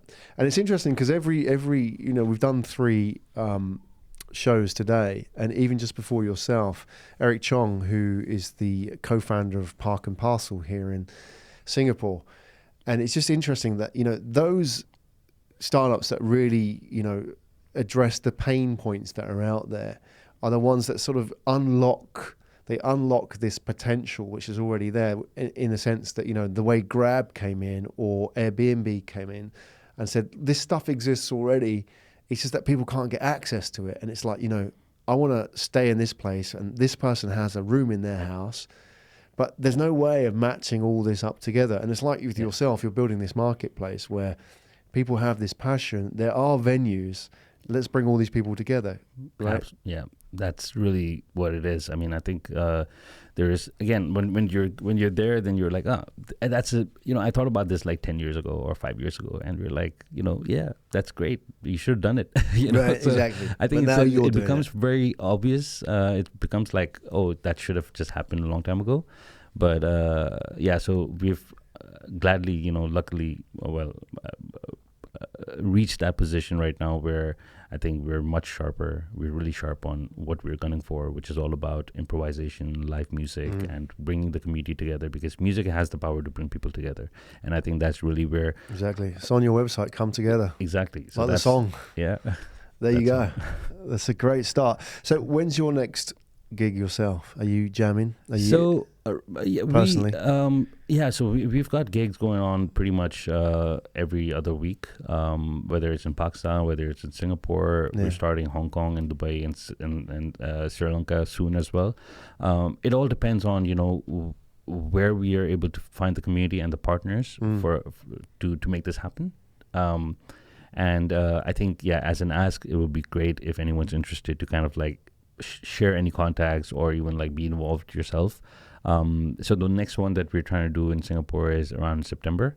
And I can share some more details because it's still being worked out, and we're not sure if it's really going to turn around in that quickly. Well, but what's the vibe? What's it going to be about? So we're trying to basically have an exchange of musicians between Pakistan and Sri Lanka and Singapore. So there is a festival that we're trying to kind of partner with in Singapore, the Sultan Gate Festival on Arab Street, where we're trying to get some musicians from Pakistan to be part of that. And the format is just going to be the same, which is all about getting musicians from different parts of the world to get together and just figure themselves out like right there and right then. Right? Yeah. But that they can do, right? Exactly. They're capable. That's the jamming part. That's the thing about music, like. right? It's the universal language, and it doesn't take long for a musician to just get the vibe and really just go with the flow, right? Yeah. And that's what like blues, hip hop, jazz, everything is kind of like built around that, right? Yeah. I think Hard Rock Cafe is a partnership that we will pursue further as well. So if you're in Singapore, just watch the space, find out when the next gig is happening, and come down, because some of the best musicians from Singapore as well as from other parts of the world would be there, just jamming it out. Yeah. And it's an experience that you will never forget, for sure. It's very exclusive. It's something that only you will see for just one time, and maybe you can see the video later on, but then, to be honest, like when you're there and when you really feel the energy of the musicians and the whole vibe, it's a different experience altogether. I don't even know what to say about it. Like, it's the magic, right? It is, absolutely. Yeah, exactly. No, you summed it up really well. Charles, it's been a real pleasure having you on the show. And it was a pleasure being here. Yeah, and before you go, we want you to sign our studio. Sure. So I know you probably do this as a musician. Now I'm asking you to do this as a co-founder and as a startup founder. So our studio is 2 months old, and we want all the startups that come through the doors and share their stories with us to sign the wall of fame. Great. Because when you're famous, that'll be worth a lot of money. So.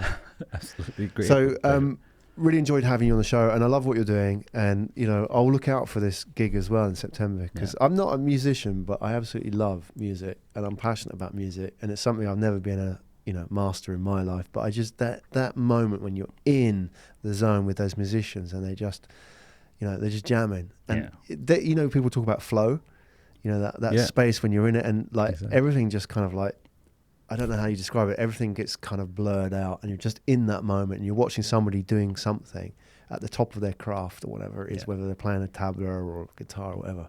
Love that. Yeah. So September, keep me in the loop. Yeah, absolutely, I will, definitely. But thank you for having me over, and we'll keep in touch for awesome. Sure. Right.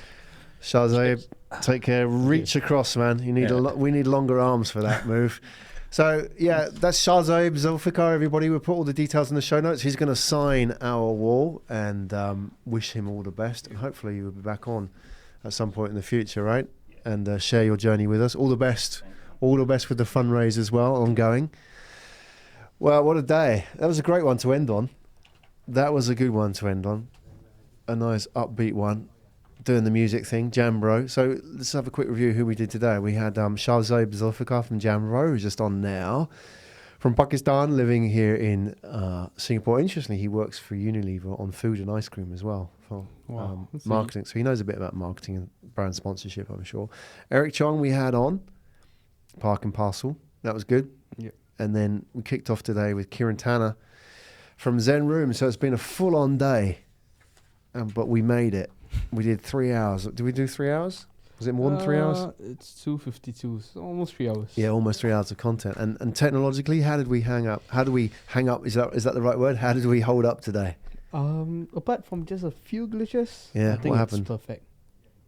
What happened on the last one? Did we have any glitches? Nope, the last one was perfect. Was it? It was smooth. Smooth. So we're getting better. Yeah, we're winning. How are we going to do this with like 6 hours of content? Only the day. Only on that day. The answer is that is to be decided. We don't know how that's going to work out. Well, it's been a good day, and thank you, Bharat, for doing so well on the engineering and audio side, holding it all together.